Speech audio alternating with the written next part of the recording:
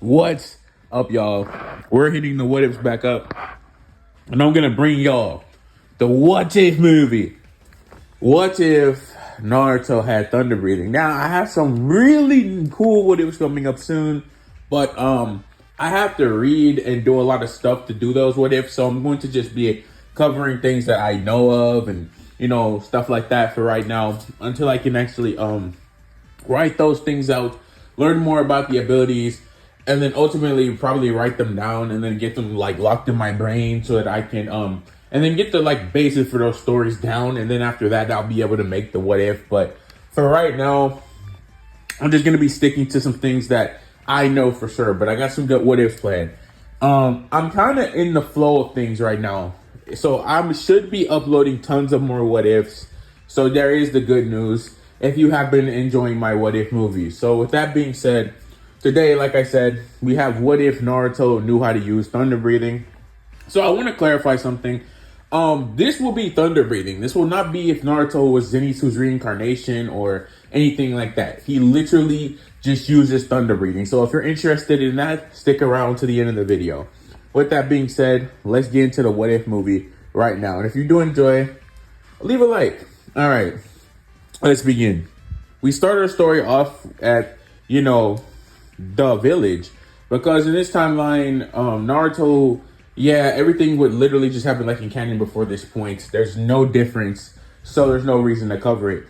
So what we see is Naruto in the village as he leaves to go and see if he can go and get some ramen from Ichiwaku Ramen. This is right after Hiruzen would have just given Naruto like his monthly like allowance. So he leaves to go and get some ramen. This is when some villagers would start harassing Naruto and chasing him around for things he had done on prior days, like taking food, painting their buildings, or just being an overall like menace to society. You know what I mean? Like classic Naruto. But the thing is, over this time, Naruto would have gotten used to the villagers trying to attack him and other things like that. So he would be extremely quick, like quicker than most people. Honestly, and even some ninja, like ninja couldn't catch him. All types of people couldn't catch him. But why was this? Why was Naruto like this? Well, cut to after Naruto has officially lost the villagers, he's at Ichiwaku Ramen. He's eating the food there. He's loving every bit of it. And this is when we say thank you for the food, to the ramen shop owner. And then right after that, he leaves. And what he's going to go do is he's going to go train, because that's what Naruto was doing this whole time, was training every day to get stronger, become faster, become more capable, and all that stuff. So what we see is Naruto going to the training fields to literally just train. He's going to go train until he unlocks, something new. He's on the verge of mastering something. He can feel it. But this is when he would then be interrupted by none other than the third Hokage, Hiruzen Sarutobi. Hiruzen comes out and he's like, Naruto boy, I've been seeing you training here a lot more lately. Why the sudden burst in training? And what even is this thing you're training? Hiruzen using his crystal ball to find all this out and questioning why is Naruto training so hard and all that other stuff. This is when Naruto would drop the load on Hiruzen. That the villagers keep attacking him and chasing him, so he wants to become stronger so they can't hurt him at all.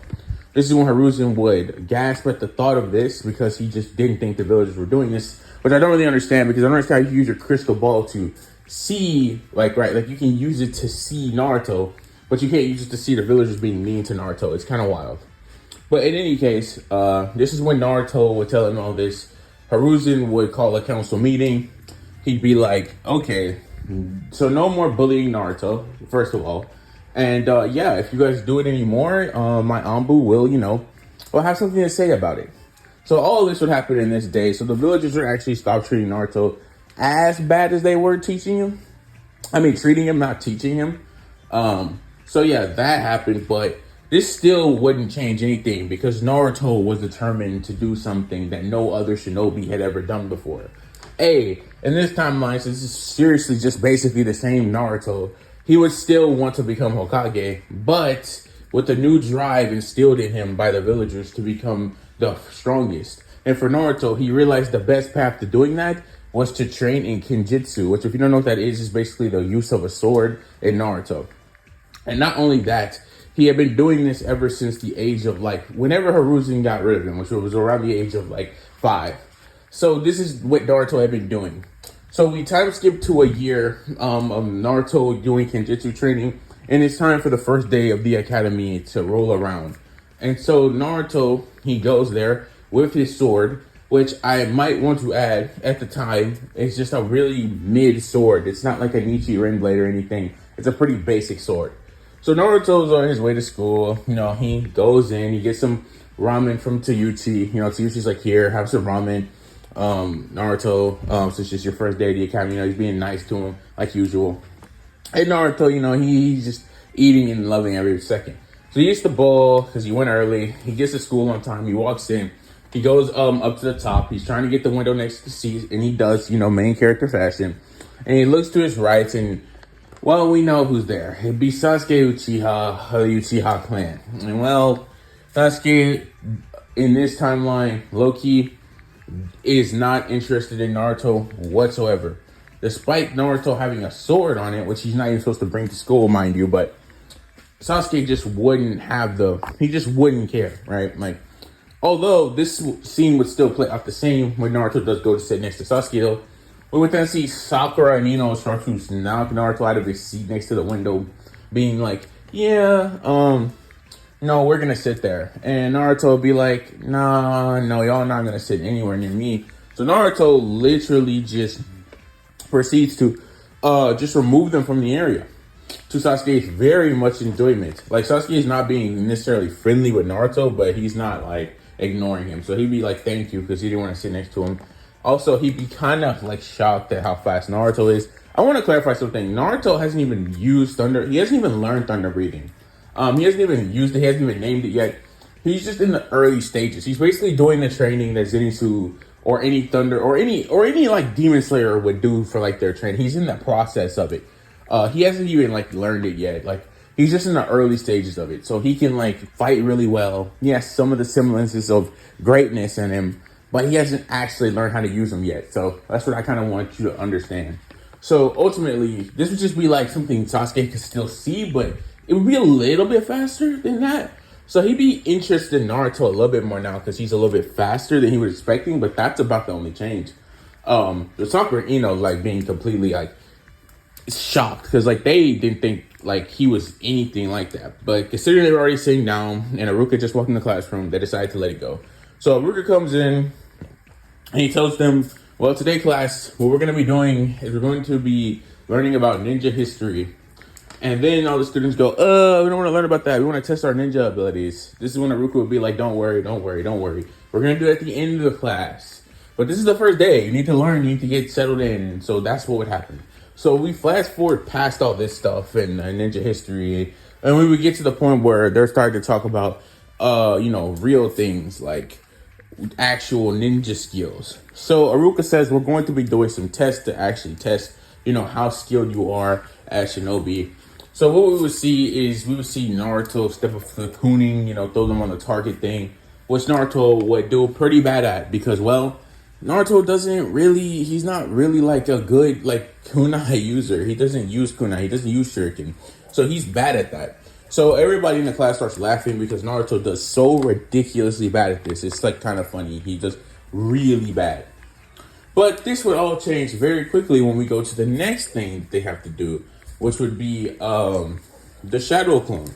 Turns out, in this timeline, thanks to Naruto's rigorous training, he had actually gained a little bit of help from Hiruzen. Because remember, that happened a year ago. So Hiruzen, after doing the meeting, he would decide that he's going to help Naruto by training him a little bit.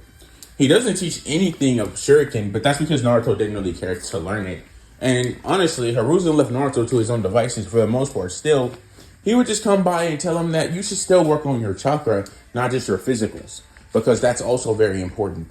So yeah, he would help him with learning chakra control. And he realized Naruto has a really bad aptitude for it for some reason. But this was what we all know as Kurama purposely messing around with Naruto, making sure that he couldn't really use his chakra correctly. But thanks to Hiruzen's training, Naruto would have gotten it to where it is in canon around clearly not this point, but I mean like around the start of this anime. So it's okay, not like the start, like the start, but you get what I'm saying. Like when he was doing like this multi shadow clone jutsu, right? So it's around that point. So Naruto can make a clone, like he can make a clone that isn't trash. So there is that. So he would actually do good on this part. And then last but not least, we would then have them do the 1v1 battles, which just like in canon, we would have the famous battle of Naruto versus Sasuke. They would do the unison sign, step into circle, with all of Sasuke's fangirls going like, there's no chance, Naruto, you're gonna get cooked. You're done. And then you have everybody in the boy side saying Naruto stands no chance against Sasuke. He's just a prodigy. And yeah, Naruto just isn't like that. But yeah, that was horribly wrong. So Sasuke. So by the way, this is actually going to be a fight. I know in my previous what ifs they kind of just aren't because of the abilities that he has, but no, this is actually a fight for once. So Sasuke rushes at Naruto because he knows how fast he is. So he's already knowing that Naruto should be capable of reacting to his top speeds. But this is when it's revealed that honestly in class Naruto wasn't even using his top speed because he wasn't trying to attack. And I want to clarify something. Aruka specifically told Naruto that he shouldn't bring his sword to school because, well, it's a sword and it's not like you're a ninja yet, right? But Naruto told Aruka he had no intention of using it, but he was just taking it with him so he can like go train after school. So it's like, you know, he doesn't have to go home, then grab it, then go train, right? So Aruka's like, okay, fine, Naruto, you can do that as long as you don't use it or anything. And you won't be able to use it in like actual battles. So for this, Naruto doesn't even have a sword, so he's kind of like nerfed too. Because, in theoretically speaking, he probably just grabbed the sword, slice at Sasuke's like chest, and just win. Here, he actually has to fight him, so yeah, it's a little bit different for him. But Naruto can adapt. So Naruto uses his top speed, which is obviously faster than Sasuke's, kicks Sasuke in the stomach, sending him flying. Naruto's objective here really isn't to beat Sasuke up; it's more so to just to get him out of the ring. So Naruto would rush again, but this time he gets swept by Sasuke. He falls face over. Naruto would get back up, you know, in pain because he just got swiped, like swept. And so he's like over. So Naruto gets up. He's looking at Sasuke and saying that was a pretty good sweep. He tries to go at him again with the same kick again, but this is when Sasuke would go like, come on, you're too easy to read. He hit him in the face with a kick, like a high kick, and it would knock Naruto back to the ground. This is when Sasuke would get on top of Naruto. And Loki started, I'm not going to lie, just punching him over and over again. To his fangirls, very much surprised. They would be really enjoying this. But this is when the GOAT, Naruto, would then just like grab one of Naruto's, he would grab one of Sasuke's punches, right? He grabbed one of his punches and he would just flip him off of him. Because, well, when you train with Hiruzen, you don't just learn Kenjutsu, you learn some Taijutsu. So he flips him over, and then after that, he reverses back on top of Sasuke this time, and now he's the one doing what, you guessed it, our boy Sasuke was just doing to him. So he just starts punching him again, except, guess what? Way faster than Sasuke was doing. So Sasuke's taking way more damage, and you know Naruto doesn't like to take disrespect, so he has no problem doing any of this. After all this is said and done, our boy Naruto would get off of Sasuke and let Sasuke stand up because, you know, he's not trying to kill him or anything. Sasuke would be trying to do the same thing, you know, just trying to take him out. So they both get up, they both rise to about the same point, and then this is when they both rush back at each other. Except Naruto listening to Sasuke because he was lucky, right? He's just trying to end this fastly and whatnot. He would sweep him this time, and basically what he would do is he would like just sweep him, and by sweeping him, he would then, you know, just proceed to just kick him in the face because, well, he's on the ground. So that's what he would do. Once this happens, we would then see Sasuke cough up a little blood. No shock there. Sasuke would stand up saying Naruto's pretty strong. We see Sasuke attempt to fight some more. But this is when, you guessed it, Aruka had seen enough. And the reason I say this is because Sasuke isn't moving anywhere near like he was before. And it seemed almost as if Naruto was about to hit this dude with maybe something that might have finished him off, like, or done critical damage. So Aruka saying Sasuke really couldn't go on anymore. He just was like, yeah, you both showed really good skills, but I think we should just give Naruto the win. Sasuke would be enraged by this because he'd be like, no, I can keep fighting, and Naruto, he wouldn't really care at all because, he kind of knew he was going to win. He just had kind of a better advantage in life at this point. Not necessarily. But in Sasuke's rage, he would make hand signs for a fire style, which was never said you can't use jutsu because, well, Haruka doesn't expect you to be able to use jutsu as a kid. So he would make a really imperfect fireball jutsu and send it towards Naruto, which Naruto would be able to clearly react and dodge to Haruka's shock. He didn't think he'd be able to dodge off with jutsu. But yeah, he dodges the jutsu pretty casually. And after that, he just walks off, with everybody in the class being shocked that Naruto won. But not crazy because it was an extreme diff battle, if you know what I mean. It's like, yes, I'll say he could have won, and it wasn't like Naruto just destroyed him, right? So yeah, they were kind of just like, yeah, I mean, he did pretty good, but I mean, Sasuke is still more talented. We can see that if Sasuke just gets a little bit more, he'll probably be better than Naruto type stuff. So with all this being said, with all this happening, we would then see Naruto heading on his way home, which Hiruzen would send Anbu to get Naruto so they could have a conversation, of course. So this would happen, you guessed it, like no other conversation between the two, as Hiruzen would congratulate Naruto for actually showing great strides. But this is when he would say that he's actually been studying his fighting style and that he wants to give him someone to train him to become stronger than what he is right now, because he senses greatness to Naruto being able to perform so well at the academy. And he acknowledges that Naruto was basically nerfed the whole time because he couldn't use his sword. So yeah, he's very much on the cusp of just being like, yeah, don't worry, Naruto. I think you can be an extreme talent. And because I think Hiruzen would go for talent if he saw it in Naruto being Minato as his dad. And, I just think that that's what he would do. He would literally just give Kakashi Hatake to Naruto, and he would literally be like, this is your new Anbu, teacher. His name is Kakashi Hatake. He's going to teach you everything you need to know to become the great asset for Konoha. And basically that's what I mean. I think, Hiruzen seeing Naruto could be a great asset for the village. He would, without a shadow of a doubt, give him somebody to train him of higher status. And he's Minato's son, too, the fourth son. Yeah, I don't see a world where Hiruzen seeing Naruto trying to do all these things wouldn't just go out of his way to make Naruto way stronger. So we would then see this play out. But we see something else play out as well. The Uchiha Massacre. And the reason I bring this up is because in the original story, Sasuke unlocked his Sharingan during this moment. But something different would happen in this timeline. And the difference being, Sasuke actually wouldn't, in this timeline, lose his Sharingan. He would actually keep it this time. And what I mean by keep it is, basically the way the Sharingan works for Sasuke in the original timeline is he gained the Sharingan, during that moment. But it's more like he unlocked it. But he couldn't actually control or use it after that point until he was forced to lock it against Haku.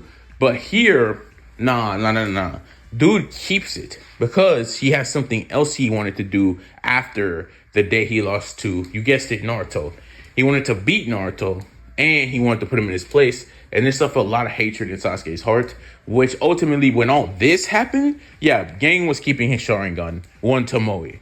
So yeah, that's the one difference that has happened due to Naruto beating Sasuke in this timeline. The hatred, increased it overall to the point where he actually contained the base one Tomoe Sharingan. With that being said, these events would play out and Kakashi would begin Naruto's training, and we would have a time skip of 4 years to when we're about to see the graduation exam between Naruto and, all of his other colleagues. So with this being said, we would now see Naruto's hair had gotten much longer over this time because dude would low-key just go in the training field with Kakashi almost all the time, and they would just train. And when Kakashi wouldn't be able to teach him due to having to do Anbu missions and stuff, Naruto would just focus on his breathing styles and everything he needs to do to learn those. Because by this point, flashback, Naruto had already figured out what he was going to do. He was going to invent forms that maximized his movement speed. So I'm going to be going into what Naruto had figured out over these last 4 years. So the first thing Naruto figured out is that he needs a base move to calculate all his speed into so it can attack. He needs like a go-to attack, like a quick shot, like a one-shot level attack that he can use and create multiple different forms for to gain their to gain different uses for it. So he would try to make a versatile first form. So Naruto would try this for like an entire year alone with Kakashi, making no strides, thinking that he doesn't understand why he can't just get this. He knows he's on the cusp of it, but he's been on the cusp of it for like 3 years at this point, and he still can't like get it. And I'm not saying it took him 3 years. I'm saying that since the start of the story of him being like 6 at the academy, he's been trying this for like 3 years because he started training when he was like 3 at this point. Like, you know what I mean? Some ridiculous stuff, I know, but ninjas in Naruto, man, they just be learning stuff at like these insane ages. I don't know. Don't at me about this stuff. You know what I mean? So, and it's just like he can't do it. He just can't do it. But eventually, he would actually figure out why he can't. He figured out that the best way to maximize his speed would actually be to use chakra to amplify him. So what he would do is he would start reading books at the local library about ways to use chakra to enhance his physicals so that he can move even faster. But not only that, he would read a book about the 8 gates, which he would keep in his brain and think, the 8 gates, huh? Those sound useful. These things sound like they can make my breathing even more impressive if I learn how to use these. But not only would he study about the 8 gates, he would find another really strange old book that talked about breathing and how it can actually help you to do better with your physicals. So Naruto would start every day. He'd do like 3 breathing exercises, trying to, get his breathing in check, seeing if this was actually true. So he'd read like 3 different books on the idea of breathing and enhancing yourself. So he'd reading like 3 of these books by now. He would have figured out the best way to go about doing breathing like styles to help him with breathing. So if Naruto controls his breathing and stuff, he realizes that he's going to have to go to a condition that would really enable his ability to use these forms. So Naruto would go into caves and he would train in there, trying to see if he can get something out of it, seeing if the conditions that he's in will allow him to advance these forms even further. So while training in these caves for 2 years, Naruto would finally have completed the thunder breathing form styles and the breath itself. Not learning total concentration, constant breathing yet or anything, but he does have the ability to use breathing forms and styles, with him also learning how to amplify himself with chakra. This ultimately allowing him to start at least testing the forms that he had in mind to see if they're very useful for him to use. But to him, he thought that the breathing along with the chakra made him a little too fast for him to control right here and right now. So he doesn't even have full control over his max speed, which would be with chakra amplification and the breathing form on top of it. But with all this being said, Naruto does have access to the breathing of Thunder's breathing, which Naruto would dub Thunder breathing because it sounds like a rumble is coming off of him that sounds similar to that of Thunder when he uses these forms. So he would dub it Thunder breathing for that reason, which if you didn't know is the reason it's called Thunder breathing in the canonicity of Demon Slayer. So with that being said, Naruto would have invented all 6 forms of Thunder breathing by this point, and they would be as Thunder, Clap, and Flash, Rice Spirit, Thunder's Swarm, Distant Thunder, Rumble and Flash, and last but not least, Thunder breathing 6th form, Heat, Lightning. So these are the powers, or I guess the forms that Naruto would have learned, which are of course all of the Thunder breathing forms in the initial story. So with that being said, and after this training being complete and mastering Thunder breathing, his last year at the academy would normally just be spent. By the way, when Naruto would go into these caves, he's not staying there overnight or anything. He's just going there after school most of the time, or on off days to do this intense training. So yeah, kind of crazy that he made this much progress, only being able to do this training during and out of classes. Because Naruto did realize over this time period, especially with Kakashi training him, that he's going to actually have to have some brains and not just be bronze or to be a Hokage. So yeah, he would actually adapt kind of a different personality. He'd be a little bit smarter than in the original. He wouldn't be as loud in his bunctions as he was in the original. Not necessary. He kind of is, but not crazy, right? So with this being said, in Naruto gaining his personality, use thunder breathing forms, unlocking the ability to use breathing forms in general, and being capable of, being a pretty good shinobi. I would say Naruto's all around gaining level, which is pretty good because that's where he's supposed to be anyways. So with that being said, we would then see the events of the story take place, but in a completely different manner. So, like I said, he would go to Ichiraku Ramen, and he would get another, like, 2 bowls, because, Naruto's been training so much. So Saguchi would get him 2 bowls this morning. Naruto would show up early like usual. He eat the bowls, and he head off to school. This would be the graduation exam, so Hiruzen would actually be coming today to actually see all of them, but the class doesn't know that yet. When Haruka gets in, he tells all the students that Hiruzen will be showing up today to actually look at all their progress and see what they've done over the 4 years of the academy, with all of the students being, oh yeah, the Hokage is going to come see how much we progressed. That's insane. So Naruto would take his seat next to Sasuke, who just will be glaring at him because, over this time, Sasuke's gained hatred towards Naruto because his clan is gone, and Naruto over these years have been keeping up with him. They're basically like the definition of rivals. Like, everyone in the class knows Sasuke is Naruto's rival. Everybody knows Naruto is Sasuke's rival because they're always going back and forth at everything, whether that be eating, whether that be training, it seems. Because, people would see Naruto going to train. They see Sasuke going to train. Like, if one of them was going to go do something, they would best be assured the other one was doing it. But it didn't really matter to low-key Sasuke or Naruto in the sense of they didn't really care what the other one was doing. All they knew is that the other one would 100% surpass the other one without question. And if you wonder if Naruto actually does consider Sasuke a rival, he kind of does, but not necessarily the way you think, especially not like in the original timeline, where it's like he's trying his hardest to surpass Sasuke at all times. No, Naruto doesn't really care about that.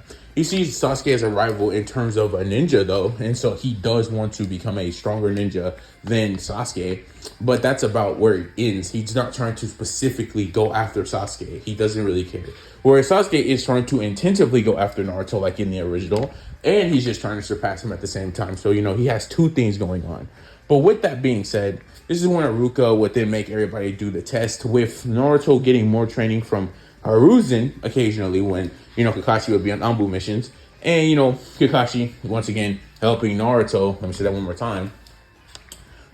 He would obviously have better chakra control than in the original. I would say he had chakra control on the level of after Jiraiya trained him before the tuning exam. So yeah, it'd be like at that level at this point. So what he would do is he would go up there, easily make the Shadow Clone, and thanks to Kakashi actually telling Naruto that mastering Shuriken and Kunai are pretty important, but Naruto ignoring that, saying that's not how he's going to fight as a shinobi, he would still, listen to Kakashi and gain some basic level of Shuriken throwing, Kunai throwing. So he would actually get like a 6 out of 10, where Sasuke gets a perfect score. Sasuke also gets a perfect score on like the Shadow Clone thing. As in this timeline, Naruto hasn't learned Shadow Clone Jutsu yet, so that would happen. Then after all this happens, we would then see it once more. We'd see Haruka say, all right, so because these two have been going at it nonstop all year for Rookie of the Year, I think the best way to get Rookie of the Year to someone would be to have these 2 people go at it. So Hiruzen just showed up, actually, mind you, because he actually got caught up busy and late. So all the matches aren't done either, so it's not like he just showed up at the end. But it's like, he's, kind of late. So he gets there in time for sure to see Naruto's battle because, he's been doing all this work, putting all this work in. So he wants to see if it was worth anything to actually put all this much trust into Naruto and somewhat into Minato. So ultimately he gets there. All the kids are like, oh my God, it's the Hokage. I can't believe he's here. And so all that happens. And then Haruka would then say, oh, Lord's third. It's good to see you. We're just about to get to the main showstopper. At least it's what I think will be the main showstopper. Where, some of the kids getting a little upset about this. But they had to agree. Naruto versus Sasuke was a match they honestly wanted to see with their own eyes. In this timeline, they all knew that this was going to be one for the ages. So Sasuke and Naruto step up to the circle, with Hiruzen being very much interested, standing back to watch this. And Hiruzen would actually say, wait, Haruka, I know it may not be fair or anything, but if the Uchiha boy wants to use a weapon, he can. But I think this would be much fairer if Naruto could just use this wooden sword, which would make Haruka just look at him like, "What do you mean use a wooden sword?" That's not really going to help Naruto at all. I know he uses a sword and he's been bringing one to school every day for like the past like 4 years, but that was a real sword. This is a wooden sword. Why would Naruto even want that? This is when Naruto would leap out of the circle and say, "Yes, yes, let me see that, let me see that, let me see that." Because let me tell you this. Naruto hates fighting with his bare hands. Imagine you train for imagine you train for like 6 years on using Kenjutsu, and then for some strange reason, you're forced to at school in a big fight, you're nerfed to the point where you have to use your hands and legs.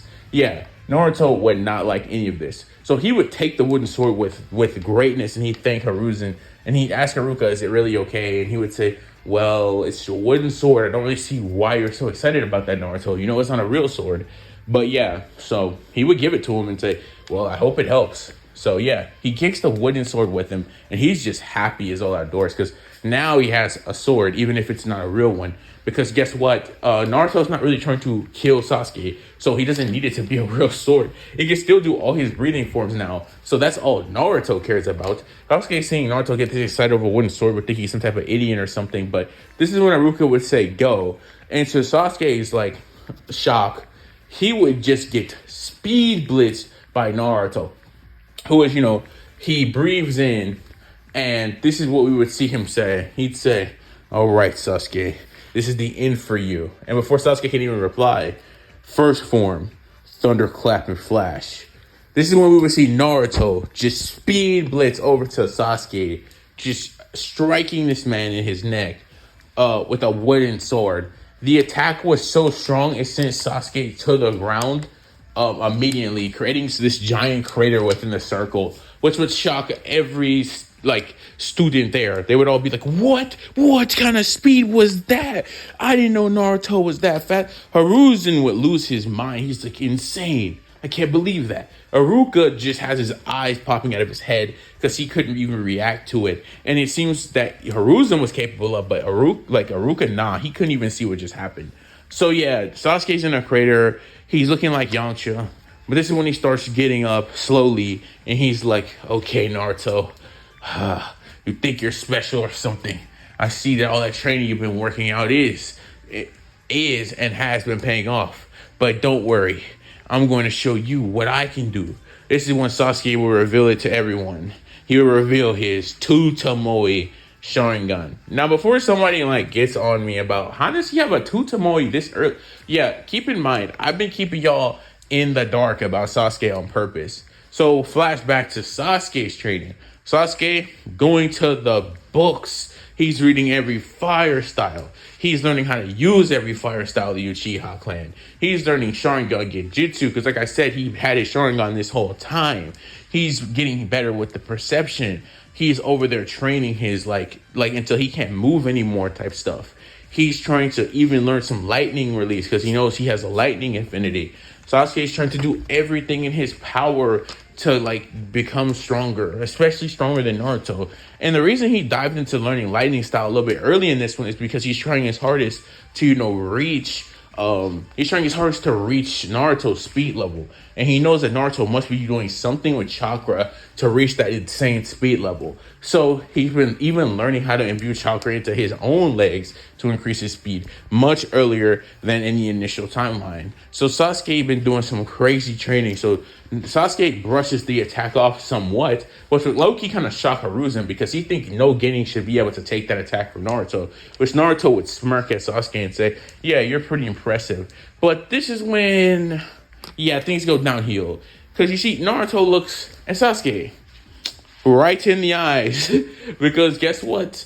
Naruto's been absorbing his training all these years, and he's been reading books on nothing but things that improve him. He hasn't just been a book reader. He's not just been in books for real. And the Uchiha clan, being extinct now, it leads less conversation about the clan's dojutsu.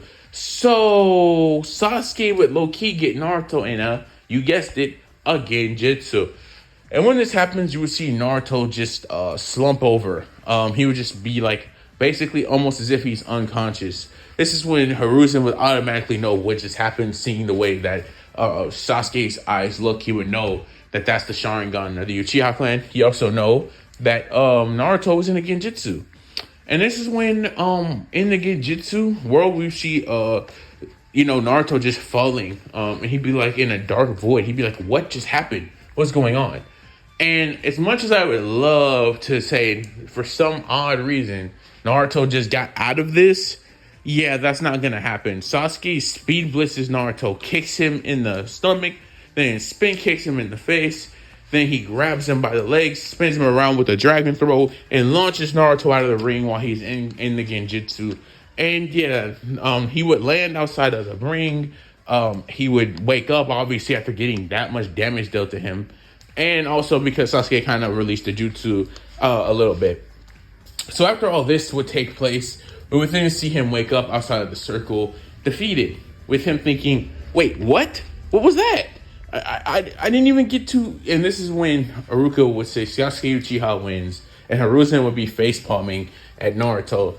And then this is when he would come over there and say, Naruto, I'm impressed by your speed and strength. I'm impressed by what I saw, the little I saw. And frankly, that little I saw would have everybody else thinking the same thing. Because, yeah, they know how strong Naruto is. In fact, that one attack was enough to make everybody know that he was top of the class. And even Haruka himself would be thinking, compared to Sasuke, Naruto is stronger, but he did just win. So he's going to be Rookie of the Year either way. But he would be thinking this in his head at the time. So ultimately, Naruto would be thinking, no, there's no way I just lost. But how did I even... This is what Hiruzen would say. Look, Naruto, you've been so into everything that you've been trying to do these years. You've yet to think about what your opponents can do as well. You need to start thinking outside of just yourself and not just about what you can do, but what your opponents can do. This is when Naruto would realize that within this great ninja world, there are people who have special abilities that haven't trained as hard to gain them. And this is when he would start staring at Sasuke menacingly, being angry because he clearly used some technique to take him out of the battle in an unfair manner. At least that's what Naruto thinks. But Genjutsu is totally legal. You can obviously use that if you have access to it.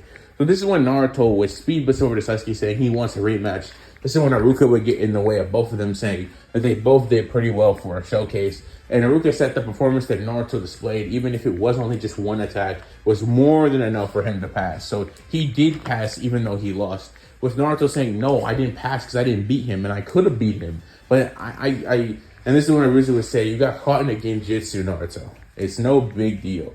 You just need to start trying to learn how to get out of them, okay? You got hit with a Sharingan one, and considering the way you reacted to it, you've never been hit with a Genjutsu. And frankly, it doesn't seem like you're especially ready to get out of Sharingan level Genjutsu. This is when Hiruzen would congratulate Sasuke, saying that he performed very well despite him using a Genjutsu.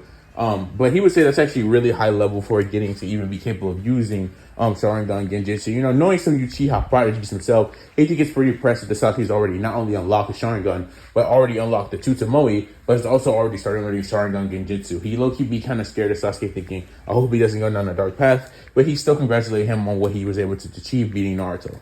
This is when Naruto would clearly be a little upset about, Hiruzen praising him, because he's kind of much closer in this timeline, training him and stuff. But nonetheless, he would understand that he lost due to his, inability to take Sasuke out with one attack, and that he frankly just didn't study him enough or care enough about Sasuke, or at least not up until now. So with that being said, Naruto would learn from this and think, all right, if that's how it's going to be, then I'm going to train even harder.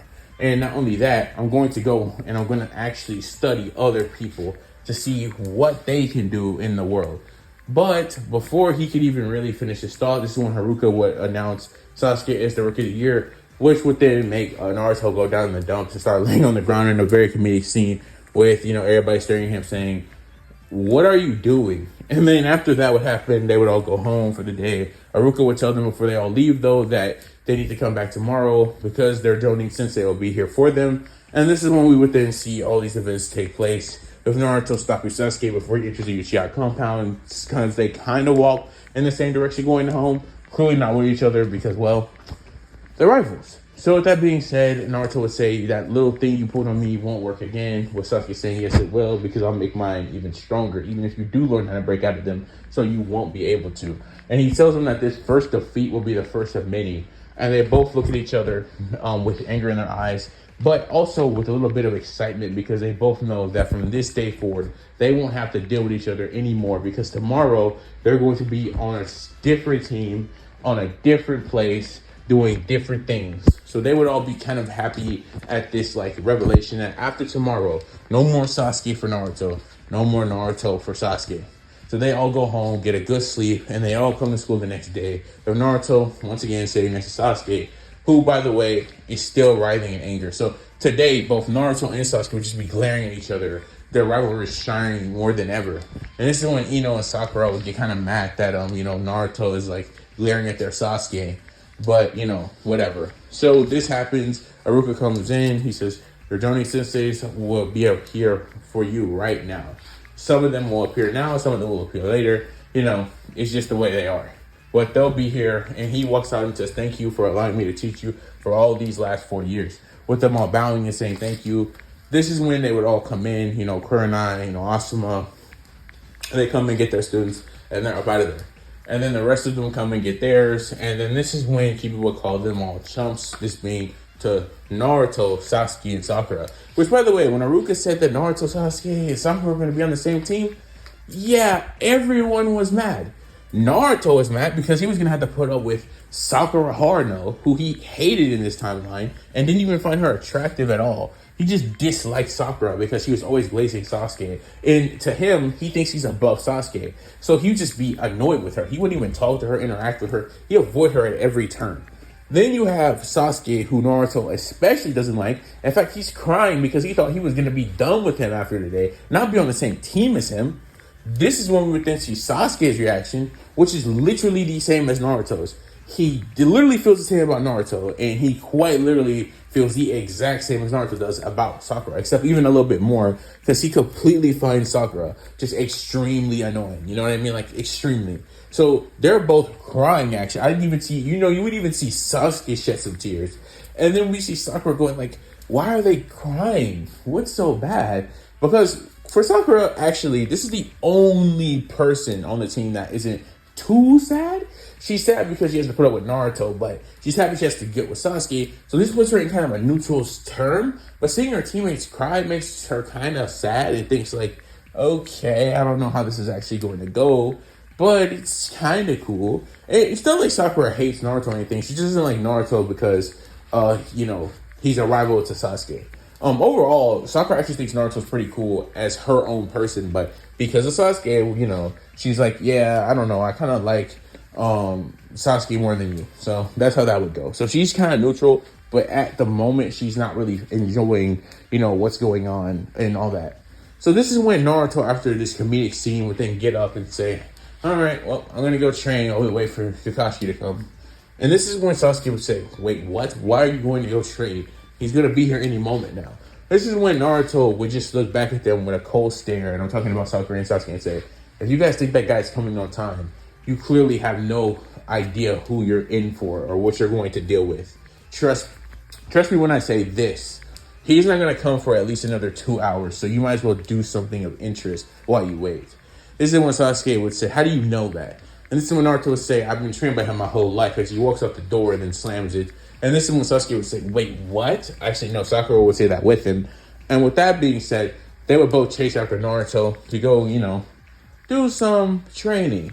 Except that's actually not what would happen, because Sakura would just stare at Naruto and Sasuke as Naruto had went up to the roof, Sasuke following behind him. And this is when they would both just start doing some, light exercises, like running in place. They're doing some push-ups, some sit-ups, some jumping jacks, some squats, some basic training methods. While Sakura just watches all this happen, thinking there's no way they're training this hard on a day where we practically didn't have to do anything, we just come in and stare. She also started feeling, that feeling of being, kind of weak right off rip, because, well, she's on a team with two pretty strong people. This is when Kakashi would come into the classroom but see no one there and think, where the heck is my Genin team? But this is when you would hear some stuff on the roof and think, let me go check that out. But Kakashi would go to the roof and he would find his team already up there. Sakura would be sitting down, Naruto and Sasuke training. And this is what Kakashi would say, so you guys couldn't even wait for me in class. Although I do respect the drive that you have. This is when Sasuke and Naruto will both turn to Kakashi. And well, to say the least, Naruto doesn't really care about him and just keeps training because he's so used to, Kakashi being there while he's training. Whereas with Sasuke, he'd be like, oh, so you're the lousy good for nothing that took forever. This is when Kakashi would then, do his little bit about, oh, I was lost in the path of life, this, the seventh and the fourth. And, you get it. And, ultimately Naruto would be like, no, you weren't. Stop lying. And this is when Kakashi would be like, okay, well, that's enough of that. Come on, everyone, come sit down. This is when Naruto would say, fine. And then Sasuke would be like, because, he's still kind of mad that Kakashi took this long and was wasting valuable training time. So all three of them would, sit down. And, well, Sakura was already sitting because he was just watching him. And so Naruto and Sasuke would sit down. And so Kakashi would then ask them what are their goals and aspirations. With Sakura and Sasuke staying the same as canon, I want to be a good wife. Sasuke, I have a certain someone I want to defeat, while also adding in the part about somebody I want to destroy. Which basically what that means is an ode to, you guessed it, Naruto. This is what Naruto would say, I want to become the Hokage, the fastest shinobi ever. I want to become Hokage. And not only that, I also want to destroy a certain someone as well, looking towards Sasuke, establishing the rivalry pretty blatantly for, Naruto and Sasuke to Kakashi. So Kakashi would look at this and think, okay, so we have a rivalry going on. Wonder why Hiruzen picked these two to be on the same team. He knows Naruto for a long time. He probably would have known he has problems with, Sasuke. He thinks Sasuke is pretty strong, but a little arrogant, and he thinks Sakura is, well, useless. So, with that being said, this is when Kakashi would do something natural, in canon. He'd do something that's unnatural. Looking at his team and the way that it's made, he would immediately say, okay, so I already see some issues here that I'm going to need to fix before tomorrow's belt test. But you guys are going to come with me in ahead of time. So this is when Kakashi would take them to the training field and say, this is where you were supposed to be tomorrow. This is what I was going to say, but I want to actually do something a little bit different, which is going to be called you two learning how to work together right off rip. Because you're too strong and this rivalry is fine, but you're also going to need to understand some things. Like, you need to be capable of working together. This is when Kakashi would tell Sasuke that his weakness is that he's way too ego heavy. He told Naruto that he's known him for a long time, which he would reveal to the team at this point, with Sakura still being a little shocked. But considering Sasuke heard it from Naruto not even that long ago, he wouldn't really be shocked by this. He'd say, yeah, we heard. Kakashi would say, oh, so he already said something. All right, well, then I'll say this. I'll make sure you guys understand something. You need to work together, especially with Sakura. And he pretty much just drills it to their head. He did say that you guys are going to learn a little bit of some basics for me to start off. So Kakashi would show him some basics. Clearly, Naruto doesn't need them. Sasuke doesn't need them. But Sakura actually does need them. It'd be like chakra signs, how to throw kunai, shuriken. They learn all this stuff in the academy, but it'd be more like a higher level to it. And, Sakura would gain the most out of this. She even learned how to do a genjutsu, just a very weak, low-level genjutsu, but she learned that from Kakashi. And Kakashi would slowly start to not care about Naruto and Sasuke being there, and they would also notice this, so they would actually just start trading at trees and bunches, when this was actually meant for them more so than Sakura at first, because it was more supposed to be about, yeah, I need y'all two to understand that you need to cooperate when you have to, not just not do that because you're rivals. Kakashi would send Sakura home, after she's learned what she's learned, she's happy, and she's heading home. But Kakashi would say, you two still need to stay. Because I need to hear that you two have at least gotten some common ground. Because I can see right now, you're not on any common ground whatsoever. And you at least have to be capable of doing that. This is when Kakashi's clone, because this was a clone the whole time, would be there for 4 hours. With Kakashi wondering why he still hasn't gotten any information back from his clone at this point. But he has a feeling he knows what could have happened. So anyways, Naruto and Sasuke still refuse to reach any common ground and are just training by themselves. But this is when Naruto would say, okay, I've had enough of this. I'm trying to go home. So he would then go up to Sasuke and he would say, Sasuke, look, I don't like you, you don't like me, but I will admit our rivalry has pushed me to get somewhat smarter since I've been forced to read books about your clan and other clans so that I don't get defeated by such strange abilities. So he'd acknowledge Sasuke in this regard. Sasuke would not care about any of this though, but he also wanted to go home and say, all right, fine, I'll admit it. You're pretty strong or whatever. And I can acknowledge that maybe there'll be a time when I do need you to help me or we need to work together to do something. But he then says that it won't be anytime soon. But he also says that, yes, I can kind of see where you're coming from. Us being rivals has definitely boosted my strength, I must admit. So I will be capable of working with you later on, grudgingly through his teeth, because, you know, these two are like kind of like emotionless people. They don't really want to show emotion a lot of the time. So they do this, they shake hands, that's about it. Kakashi's like, okay, common ground, good. You'll need that if you're going to ever do anything in the ninja world, because as a team, you have to remember that the most important thing is to work together. So Kakashi would low-key just give them like the answers to the test, but if it wasn't clear about how hard it was for, you know, Naruto and Sasuke to figure this out, even though he just gave him the answer, we flash forward to the next day when, you know, obviously Naruto would come late. Sasuke would come an hour late, thinking that maybe if he just came an hour late, Kakashi wouldn't nearly be as late as he was yesterday. But yeah, he was wrong. Kakashi was 3 hours late. Naruto comes literally as soon as Kakashi does. And Sakura and Sasuke would, well, actually, no, Sakura would be the most annoyed. Sasuke would be kind of annoyed because he thought he gauged it correctly, but he was wrong, and Naruto did. But then you think, like, Naruto has known him for longer, so it doesn't really matter. This is when Kakashi would tell them that the bell test will be a test where basically they have to get both bells. And if they're able to get both bells, they pass. And if you don't, one of you will get sent back to the academy, whoever doesn't get the other bells. This is when Naruto and Sasuke would both smirk with the biggest smirk ever. And this is when Sakura would then look scared because they're both smirking and they both dart their eyes at her in kind of a comedic but scary scene. Sakura is extremely scared and kind of worried now because they both just did that at the same time. And she has this big anxiety, like purple aura around her. She's like, oh, no. They're going to get the bells and send me away. They don't want me here.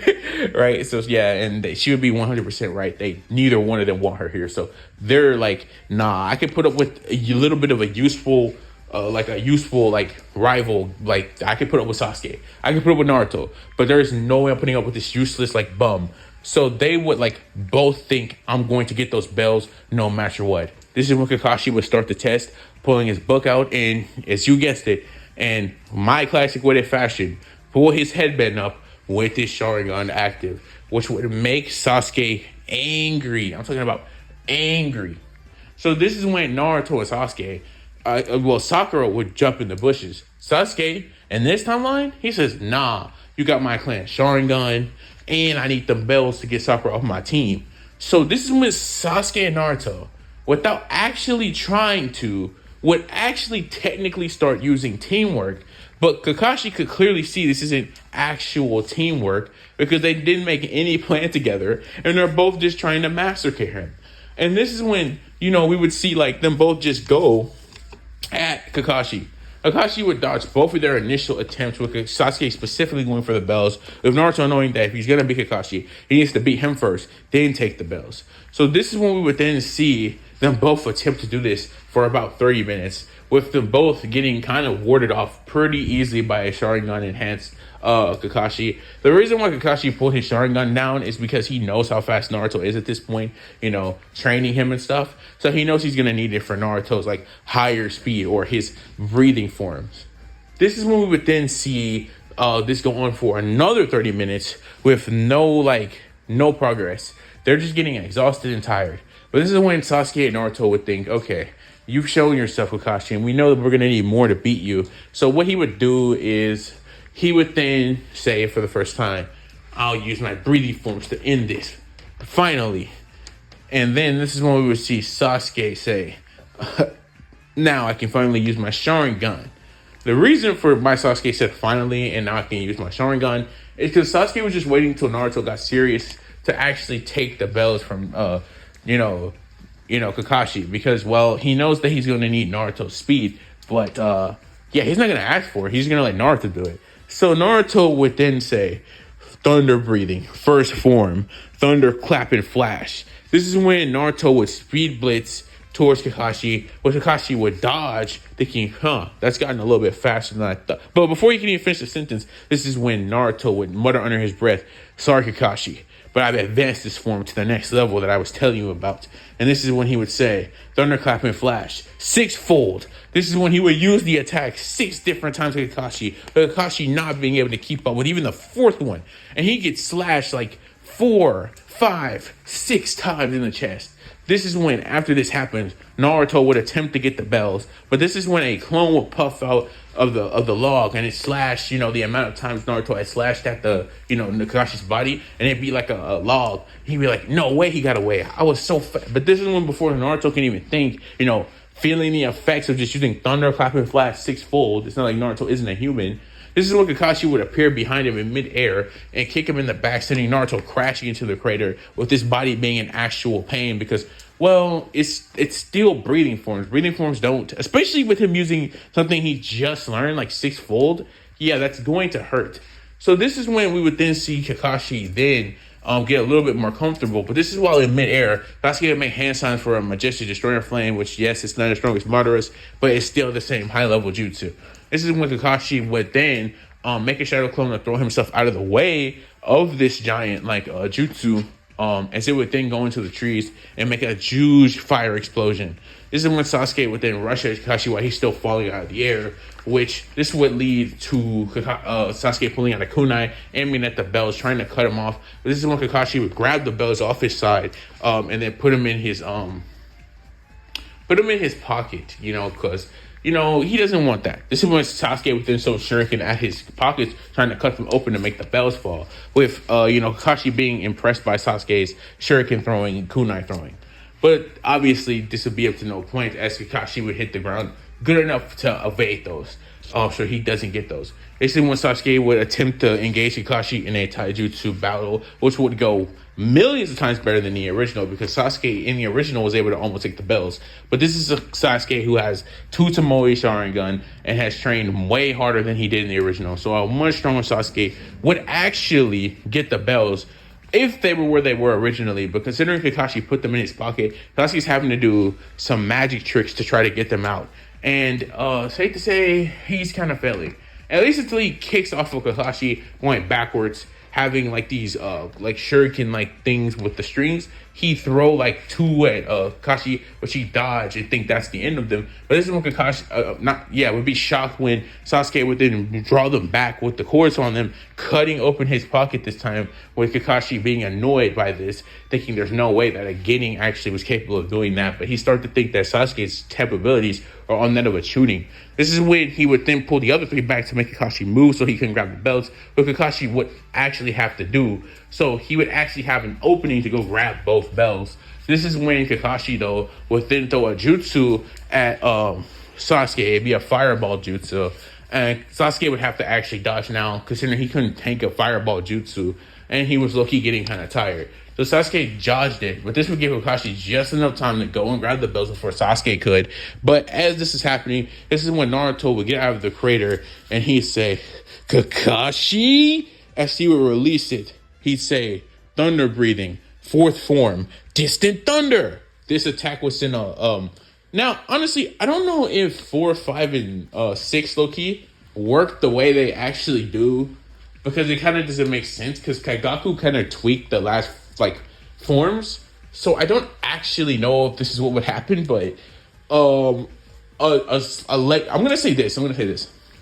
A blade, Naruto would basically throw a slash at Kakashi by using his sword at pinpoint precision, and it would basically be like a thunder slash. It looked like a thunder slash. It wasn't actually a thunder slash. It was just a very quick flash imbued with precision and whatnot. So that's what I'm going to say distant thunder actually acts as here.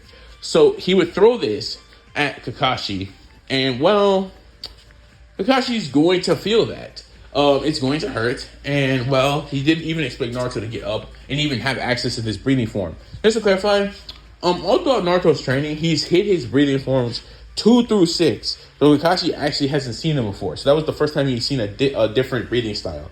This is when Naruto would then think, forget the test, Sasuke can get the bells. And I know he's not going to give it to Sakura. So this is when he sees an opening to actually defeat Sasuke not defeat Sasuke, but defeat Kakashi for the first time ever. So this is when he would say, "Get this, Kakashi. I'm gonna beat you for the first time today with this opening." As he would say, "Thunder breathing, second form, rice." But before he could even finish those words, Naruto would start to feel, like the pain of actually using so many breathing forms. Because remember, he used sixfold, and that left him on the ground for that long.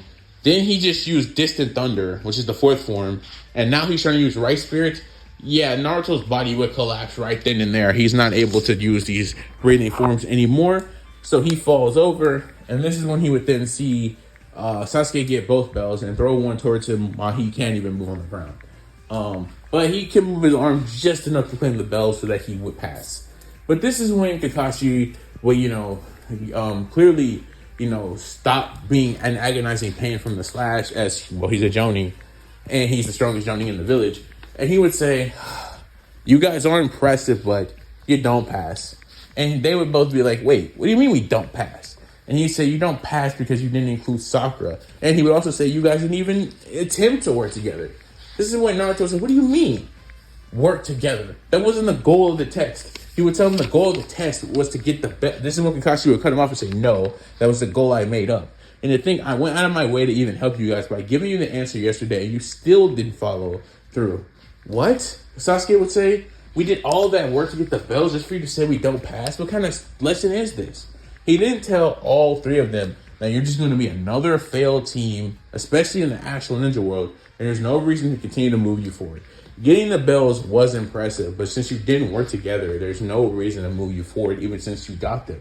He said, just because you're really strong doesn't mean you could beat anyone anywhere. In fact, he did go on to call out every problem that Naruto and Sasuke did during this entire test and why teamwork would have easily solved it. And he clearly broke down to them why if they would have just used teamwork, everything would have been much better. This is when Sakura would have came out the bushes saying, "Well, and then this is before Kakashi cut off and said, look, you didn't even try to help your teammates. Not saying that this is on you completely because they didn't try to work with you either. But in a world of shinobi, you need to understand that you three and your lives matter far more important than anyone else's. You need to understand that you're looking out for each other. You're not just looking out for yourselves. Because if you don't, they'll get killed. And then it'll be on your conscience. That'll be on you. And that won't be on them because you didn't do anything about it."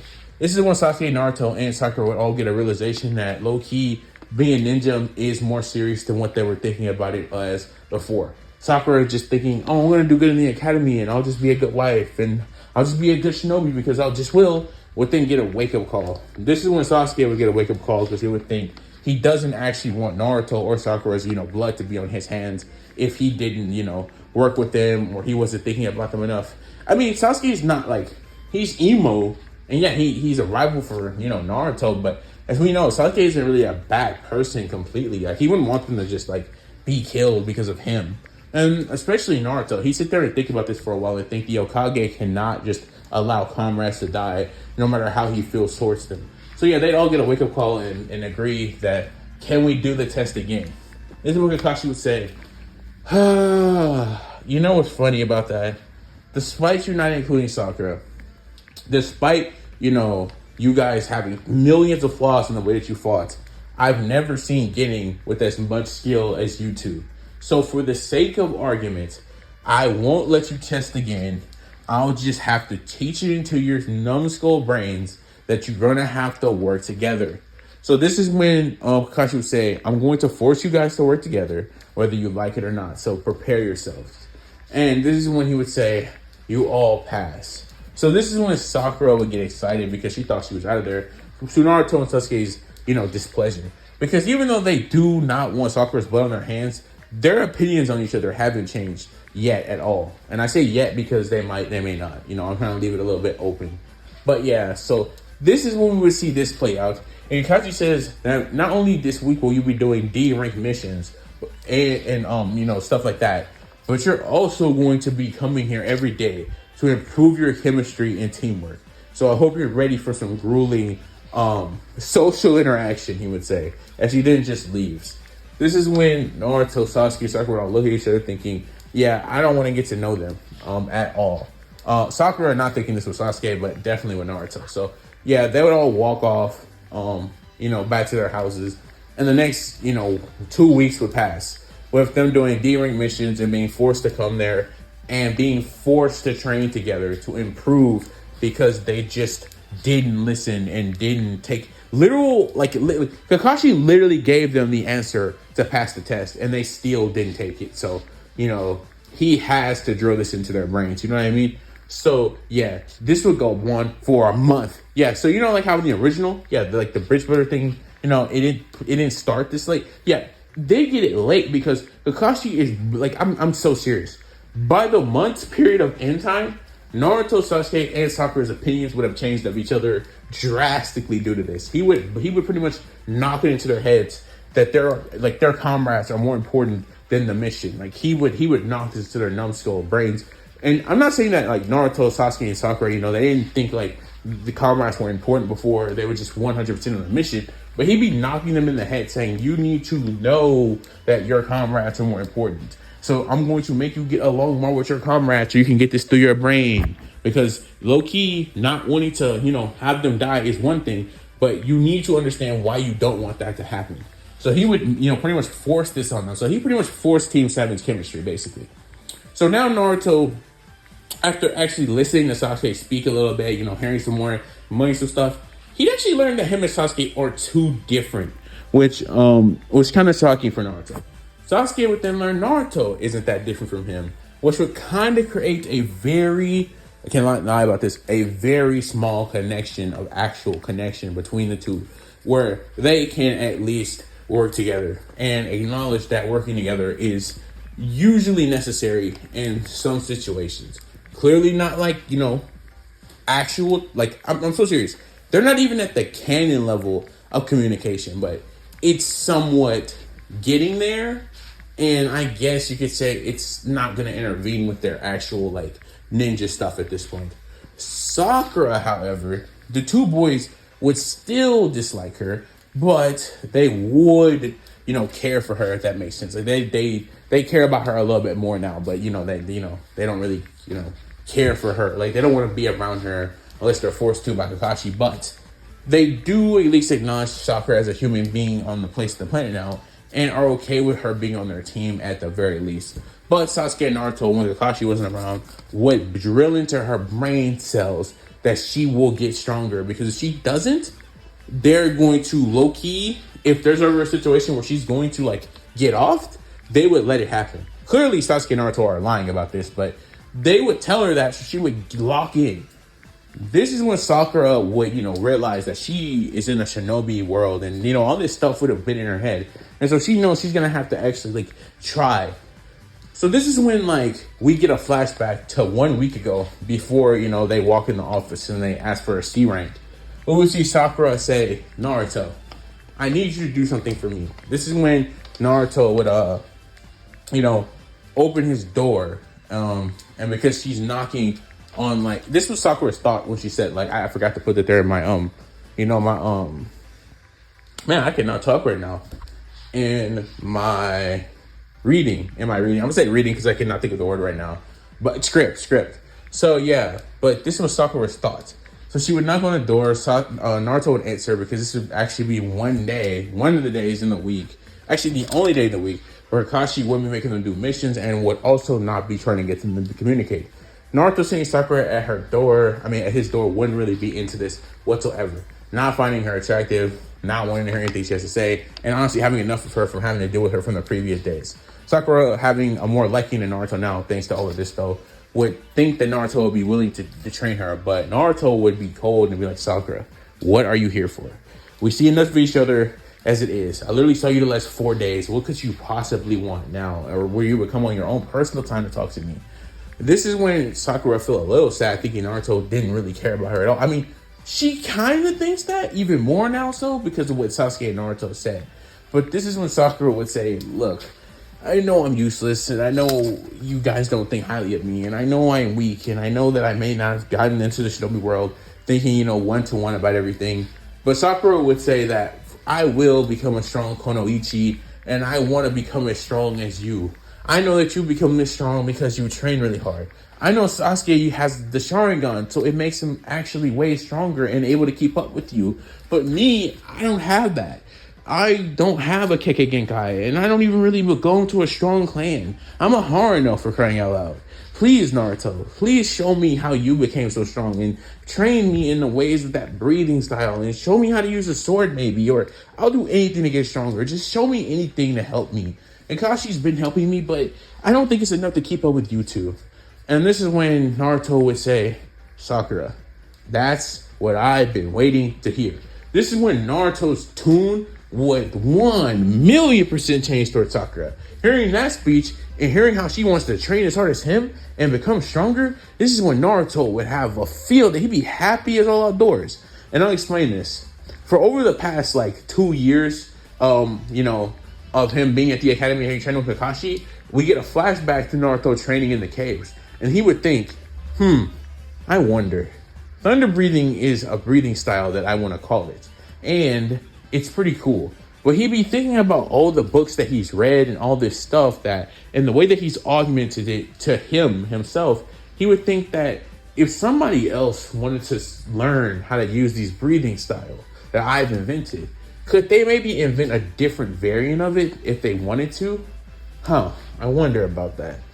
And I wonder if only there was somebody that would actually be willing to train with me, or maybe train even under me so that I could show them this one day. Naruto would think that, yeah, I'll definitely do that one day. I'll see and test if somebody can actually learn the breathing style that I have, or if they would have to augment it to their own selves so they could do it differently but still use it in the same light. This is when we flash back to the present with Naruto being all excited and stuff, because he's finally got to get to test whether or not somebody can actually learn his style of breathing, or if they would have to learn a different style but to accommodate to their own abilities and stuff. So Naruto would just be excited about this, and he'd tell Sakura, yes, I'll train you. We can go right now. Let's go right now. And he grabbed Sakura by her arm, and they would just leave his house, closing the door behind him, and he'd just go to the training field and start teaching Sakura everything he knows about Kenjutsu and everything about his power. So basically what he would explain is his chakra control stuff. He would explain the breathing forms, the breathing styles, how he invented them, how they work. And he would explain all these things. But more importantly than anything, he explained to Sakura that he thinks that the way she acts would make her actually have to use a different breathing form. So Sakura would say, okay, so how could I even do that? And then Naruto would say, I don't know. You'll have to do it for yourself. But I'm really just excited to see how you'll progress forward. So this is when Naruto would start training Sakura and Kenjutsu and everything I already said to, get her to use breathing forms. So like I said, we flash forward back to the present once more, like the actual present. And we would see Sakura come in with a sword. She would also now have a sword. And, by the way, Naruto's sword is still not a Nichiren blade. He's not going to get a Nichiren blade in this, but he can get a stronger sword. I'll say that much. But yeah, right now he just has a Nichiren blade. I mean, not a Nichiren blade, but just a really sword that looks somewhat similar to a Nichiren blade, but it's not. And Sakura would have got one of these same type of swords, and now she's wearing one. With Sasuke and Kakashi wondering, okay, so Sasuke doesn't have one, so I'm gonna assume that Naruto has been secretly training Sakura, because when she came, she didn't bring it because she didn't want to show him yet, but going on a mission like this, she knew she was going to need her sword or whatever. Actually, I just thought about how that makes sense. No, Sakura bought it to finally show them that, because, the truth is, they were just about to learn about the mission, but she was finally ready to show them because they were supposed to go train after this. So, yeah, with that being said, this would all happen. And Hiruzen would be told by Naruto, Sasuke, and even Sakura, along with Kakashi, that, yeah, I've been holding the team back on purpose to prevent them from, disaster, he would tell Hiruzen. But, as you can hear from them, I think it's time for them to get a C-rank mission. This is when Hiruzen would say, all right, a C-rank mission. All right, well, there was a guy who's been getting held back for the last week because I couldn't find anyone to actually take him to the land of the waves. So how about you guys do it? You take him to the land of the waves for me. Since I couldn't find anybody, well, yeah, there you go, C-rank. With that being said, Tasuno would walk in, not being drunk this time because this takes place a week after that event would have initially happened in the main timeline.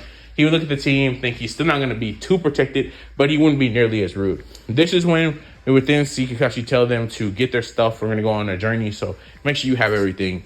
And he said that training's off for today unless you want to go do something yourself. This is when Naruto would immediately grab Sakura and say, come on, Sakura, let's go train. I want to see if you can learn a new form before we go or anything new. This is when Sakura would say, are you serious? My body is aching and in pain. And Naruto would say, that's what it takes to become a breathing style user. And so he would drag Sakura to the training field with Sasuke going like, when did those two get so close? But this is when Sasuke would think, breathing style. I haven't heard that before.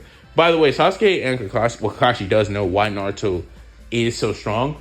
Sasuke, however, doesn't know why Naruto is as strong as he is. So he actually is kind of curious to see this training go on. So he would actually follow them with Kakashi seeing this and saying, it feels like their connections are starting to actually grow without my help.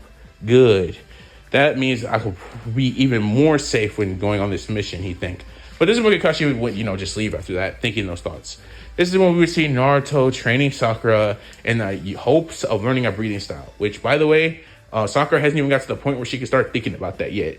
Because she's out here in the trenches just trying to learn how to even use breathing in general. Like, she's in the Tanjiro in the forest right now level. She's just trying her hardest to break that giant rock. Which, yes, guess what? That's also what Sakura will be trying to do. And why is Sakura trying to do that? Because since Sakura's chakra infinity, which Naruto would have showed her, is water, she would think maybe you can invent something that has to do with water. But it's just a, sure for thought. But so for you guys, just so you know, yes, that's what I'm going to be having happening. Sakura will learn water breathing in this one.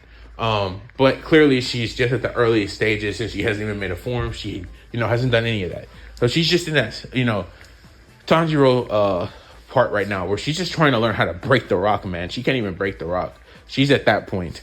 With Sasuke on watching this thinking, there's no way Sakura will ever be able to do that. So he thinks. But nonetheless, Sakura would have improved. I just want to get on to Sakura a little bit. She would have improved more in general than in the main timeline. Because she was getting trained by Kakashi more and more each day. He's actually training her. So I guess you could say he's kind of training his team at the same time. She's getting training from Naruto now, which has increased all her physicals by a ridiculous ton. Then you think about it like this, knowing her chakra nature, she's even started to learn some jutsu. And thanks to her being under Naruto, or Naruto starting to help her, he would start telling her the use in actually using books, right? He'd be like, you need to start reading a lot more books because I learned most of my stuff from books. But this is when he would give her all the books he's read. And he would give her some books on water because, the water thing. And he even get her some books about water release. And they go to the library and they read there. So, yeah, Sakura's learned some water jutsu. Physical's way better. And she even knows a really good amount of kenjutsu. So, yeah, Sakura this timeline, actually getting level. Pretty good at getting level. So, yeah, this training day would come to an end with, Sasuke saying that was pretty interesting. With Naruto saying, yeah, I know when you got here, but let's be honest. You're not going to learn this, are you? That's not really what you're here for. And, obviously Sasuke said, yeah, I was just here to see how you're so strong or what those breathing styles you were talking about so-called were. This is when we would then see Sakura say, they're so hard. It's like, because like she just cannot like keep up with like Naruto's training regimen at all. She's like, my bones are broken. I don't know what I'm going to do. Like she's just like in a loss for words, getting cooked. But this is when we would see, them all go home. And they all, had home for the day, packed their bags. Sakura doing it way harder than Naruto and Sasuke at this point. Because, yeah, she's exhausted. Her bones hurt and she's tired. She doesn't even really want to go on this mission because, she's just so exhausted. But she knows she'd be looked down on her if she didn't. So she's like, yes, I'm going to go. And I'm going to train even more probably on the way. I bet Naruto has something planned for me, she'd be thinking. But while this is all happening, she would then go to sleep extremely quick, being so tired. Her mom and dad would tell her dinner's ready, but Sakura would never come for it because she's just too exhausted. And this is when we would then see the next day start, with all the team members meeting at the front of the Leaf Gate, thinking, all right, let's go. So this is when we would then see the Land of the Waves arc finally progress, with Naruto telling Sakura that, guess what? Throughout this entire journey, you're going to be using, you guessed it, breathing forms the whole time. And he'd be like, you're going to do this all the time. This is when Sakura would say, what? How is that even possible? Just focus on maintaining and keeping your breathing. That's what, Naruto would say. Just focus on that and you'll learn this in no time. This will help you that hopefully when you get back, you'll actually be able to start working on breathing forms. And you should be able to break that rock, no problem. Assuming you're actually doing it, Sakura. So do it. Focus. This is when Sakura would say, all right, I got it. I'm doing it right now. But this is so difficult while walking and my body's still hurting from the other day. This is when Naruto would say, who cares? Keep on. Adapting more of a happy personality because Sakura is doing this, being a whole lot different than he was before. Just because Sakura is doing this. Still, that Naruto is there. It's just that with Sakura, not so much now because, he's really into this. With Sasuke just looking at them both, being so cool now, or I guess what Sasuke would think cool now, and just kind of smirking at it. And this is what Kakashi would notice and think, So Sasuke might want to actually be a part of that. But I don't feel like he's going to say anything about it anytime soon. So the team wants to keep walking forward, Sakura having to train, which is actually keeping her senses alert. And actually knowing Genjutsu in this timeline, everyone on the team would look at the puddle in front of them and think, yeah, that's a Genjutsu, no doubt about it. This is when the two Demon Mist brothers would jump out of it with the whole team knowing that was going to happen. But if, things going completely different than they did in canon, because Sakura being on guard would actually act faster than Naruto in this timeline. Yeah, no joke. Sakura, with an aching body, mind you, would jump up, kick one Demon Mist brother in the face, sending him flying into the ground, where Sasuke would then take out the other one, reacting just as fast as Sakura did.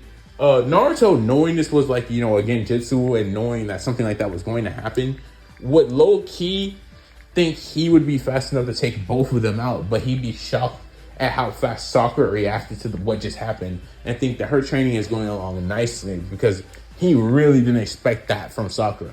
Sasuke definitely didn't expect that from Sakura and would think, okay, I very much underestimated her completely. What is this breathing training stuff? Because there's just no way. Sakura would be smiling because she realized she's garnered the attention of both her teammates. But forget that. Kakashi and Tazuna are wide-eyed because they'd be like, what? It's Naruto. You've trained her into some... But before Kakashi could even finish that thought, he'd think, and then start eye-smiling. And then right after that, he'd say, very good work, Sakura and Sasuke. I didn't really expect for my two Genin to take out such high-level shinobi, but that's what it is.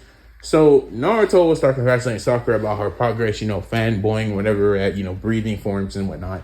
Whereas Sasuke is just like, yeah, that was actually really good. I see that you actually took our words into consideration. With Sakura, kind of looking sad that, they said that. But this is what Naruto would say, forget all that stuff. That stuff's in the past because now you're all cool. But use breathing forms and breathing styles and all that stuff. You just fanboying once again about breathing forms and breathing styles. But Sasuke saying, can you cut that out? And this is when we would then see Kakashi tie them up, ask them questions, kill them, put them in a scroll. The two Demon Mist brothers. And this is what Tazuna would then just be like, I need to get back to my village because if I don't, everyone there is going to be in trouble. And so he guilt trips all of Team 7. Kakashi thinks I have a tuning, and a tuning. So, 3 tunings and me, we're good. So, he would be like, yeah, come on, everybody. That's how Kakashi's already successed his team after that previous moment. He'd be like, tuning, Jonin. So, basically, they would all just make their way to the land of the waves, all of them agreeing to do so. But this is when a blade would come out of nowhere and Naruto would see a snow bunny and think, everybody duck. But he would say that at the same time as Kakashi and Sasuke. Sasuke using his Sharingan to see up ahead, seeing the blade before anyone else. But Naruto's instincts as a slayer, or a breathing user, my bad. And, Kakashi clearly singing as well, being a Jonin. All three of them would just say duck until they'd all duck at the same time as the blade grows into the tree. This is where we would see Zabuza Momochi standing on the blade saying, well, if it isn't Kakashi, you're the copy ninja. This is what Kakashi would tell his whole team to stand back as he would engage in a battle with Zabuza Momochi, which everything plays out just like in canon. Kakashi gets captured in the water prism jutsu. But as that happens, things play out way differently. This is when we would then see Naruto say, listen, I know this might sound a little brash, Sasuke, but we should probably let Sakura show us what she can do here. Obviously, with our support, though. But I think we should see if Sakura is capable of handling this. I think he'd be a good opponent to test her skills. This is when Sakura would say, there's no way I'm fighting that guy, Naruto. Are you nuts? He said, with assistance, don't worry, Sasuke will help you out with some fire style. Me, I don't really use jutsu. I'm mainly focused on using chakra to amplify my stats. But so, don't worry. If anything bad happens, I'll jump in and I'll beat this guy with no problem. Zabuza hearing this and hearing how cocky this team is to think they can all just take turns or play games, being a bunch of Genin, would then start getting angry. He'd be getting angry, like extremely. He'd say, you little brats, you think you can actually take me on so casually? He summoned 3 clones to go and take care of all 3 of them and, to kill them, whatever. This is when he would see that they are not tripping, because Naruto would say, on second thought, this guy just made me angry. He doesn't think we're strong enough to beat him. Then I'll show him. And so all 3 of them would, get in battle position, getting ready to battle. So this is when we would see this is when we see Sasuke and Sakura both make hand signs. They both and they do like a combination jutsu, or not necessarily like a combination jutsu, because clearly water and fire doesn't mix. So they don't really do a combination jutsu.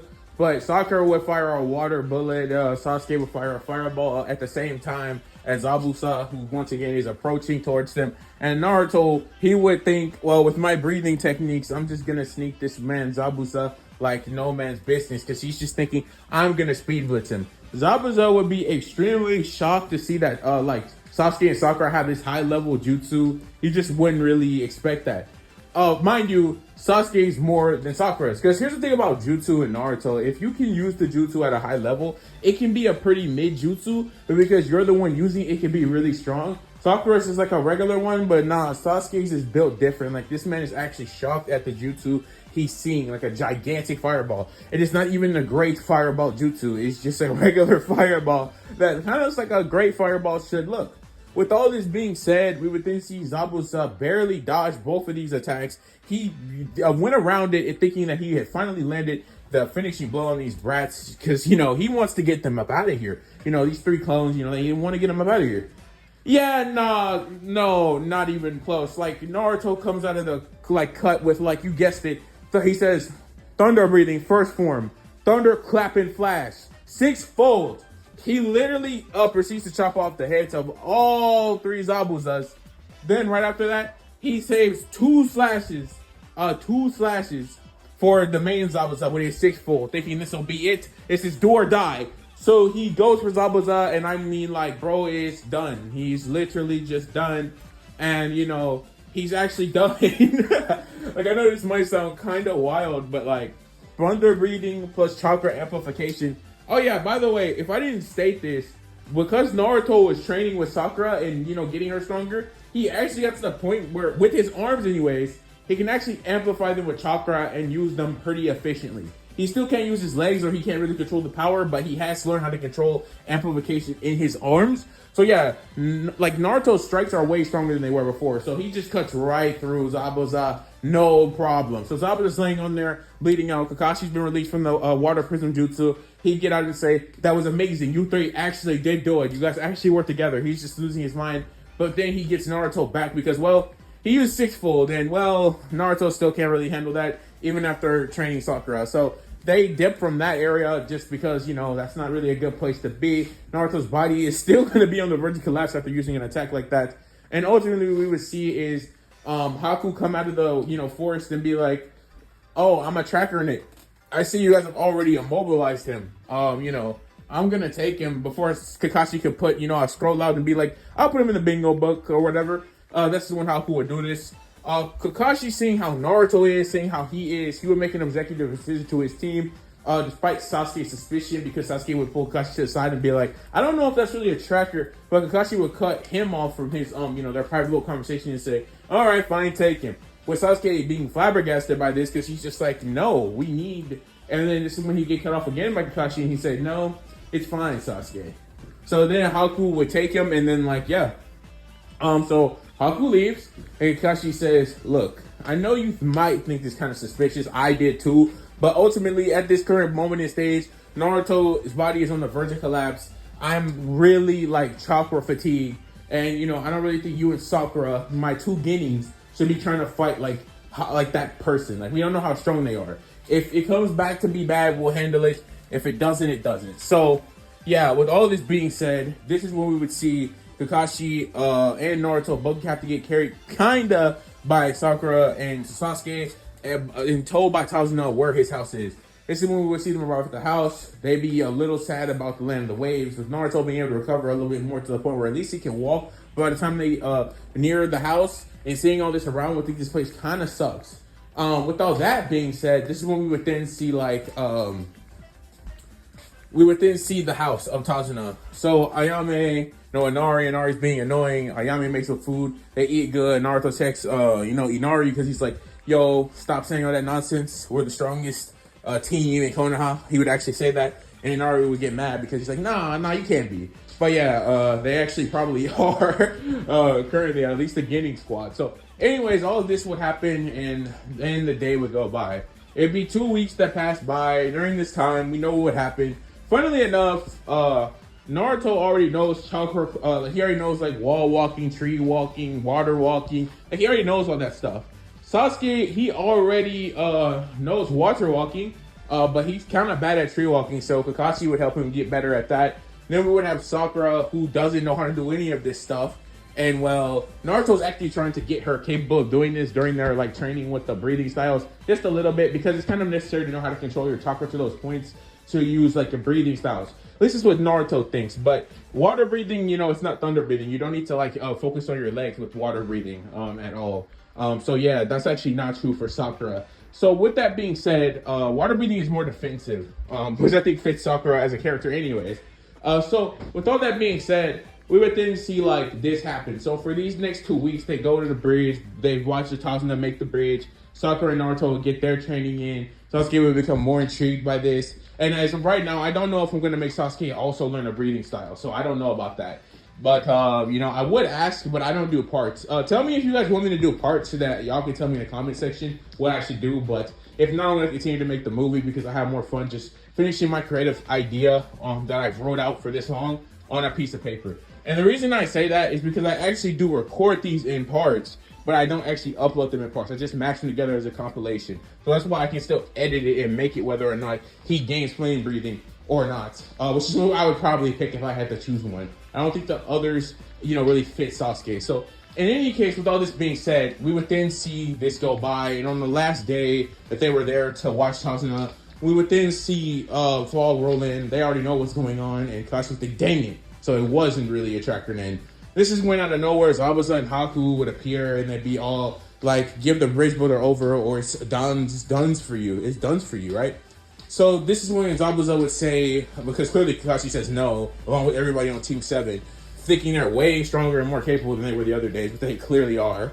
And this is when, unlike in the original timeline, Sakura wouldn't just sit back with a kunai in her hand and takes out, Tazuna and the bridge builders and all that stuff. She'd be like, nah, I got this. Nah, I'm gonna also help you guys. With support, that is. Not actually, like, attack. Because, well, she's not that keen on her abilities just yet. Really, she doesn't really think she is. And what she's right. Like, she's still in that Tanjiro trying to cut the boulder stage. She still didn't eclipse that. She just got better at breathing style. You know what I mean? So, ultimately, this is what would happen. So, we would then see, Zabuza fight Kakashi again. And we would then see Haku go up against Naruto and Sasuke. Which, believe this or not, Haku was actually doing a really good job against Naruto and Sasuke. I know, like, in my previous what-ifs, if you've seen them already, you might be thinking, what do you mean Haku's doing good? Because by this point in the story, most of the time, my Naruto and Sasuke are usually already, like, really powerful, so they can kind of either, squad wipe Haku, or maybe even solo Haku, but not in this situation. No, Haku actually does good here, because Naruto's not really has an OP ability. He just has thunder breathing, which has its own limitations, and he's kind of not even, like, at the peak of thunder breathing yet anyways. Then you have Sasuke, who, yeah, he's pretty strong, but I don't even think at this point I've given him strong fire style, but he wouldn't be able to break out of the demonic crystal mirror jutsu. Nah, not from the inside anyways. He might be able to destroy mirrors from the outside. It's time to build up chakra, but clearly not. And Hanku, after going up with these boys for a while, they'd actually be pretty relative in taijutsu with them both working together. Clearly, Naruto not using any, using kenjutsu, which would actually make it even harder for Haku to fight him because, well, he's using a sword while Sasuke's using hands. So ultimately, they do pretty decent. They kind of still suck with teamwork and chemistry, but they're good enough, at least because of how strong they are, to push Haku back to the point where Haku's like, yeah, you know what, demonic crystal mirror jutsu. So Haku uses that, and well, I'm gonna be honest, there's no chance in the world this has of hurting Naruto for real because he uses thunder breathing, guys. His power is usually pushed into his legs. He doesn't even need to do anything but just mightily focus on his breathing and then just naturally reacts to the Senbon, and he's just fine. And Sasuke with his two Tomoe Sharingan at this point is just like still kind of struggling, but Sasuke doesn't really have that like crazy taijutsu for real. Like, I mean, crazy reaction speed. Even though he has good reaction like capabilities with the two Tomoe Sharingan, he himself doesn't really have that good reaction though. So that's really the issue here.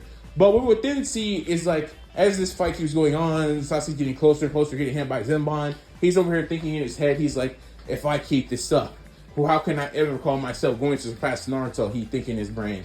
And this is when, at that very moment in time, through hardcore feelings, thinking that if he doesn't dodge this Senbon, his life is on the end or it's over, he unlocks the 3 Tomoe Sharingan, allowing him to completely avoid officially all the Senbon and actually start to build up his chakra. And so that's what he starts doing.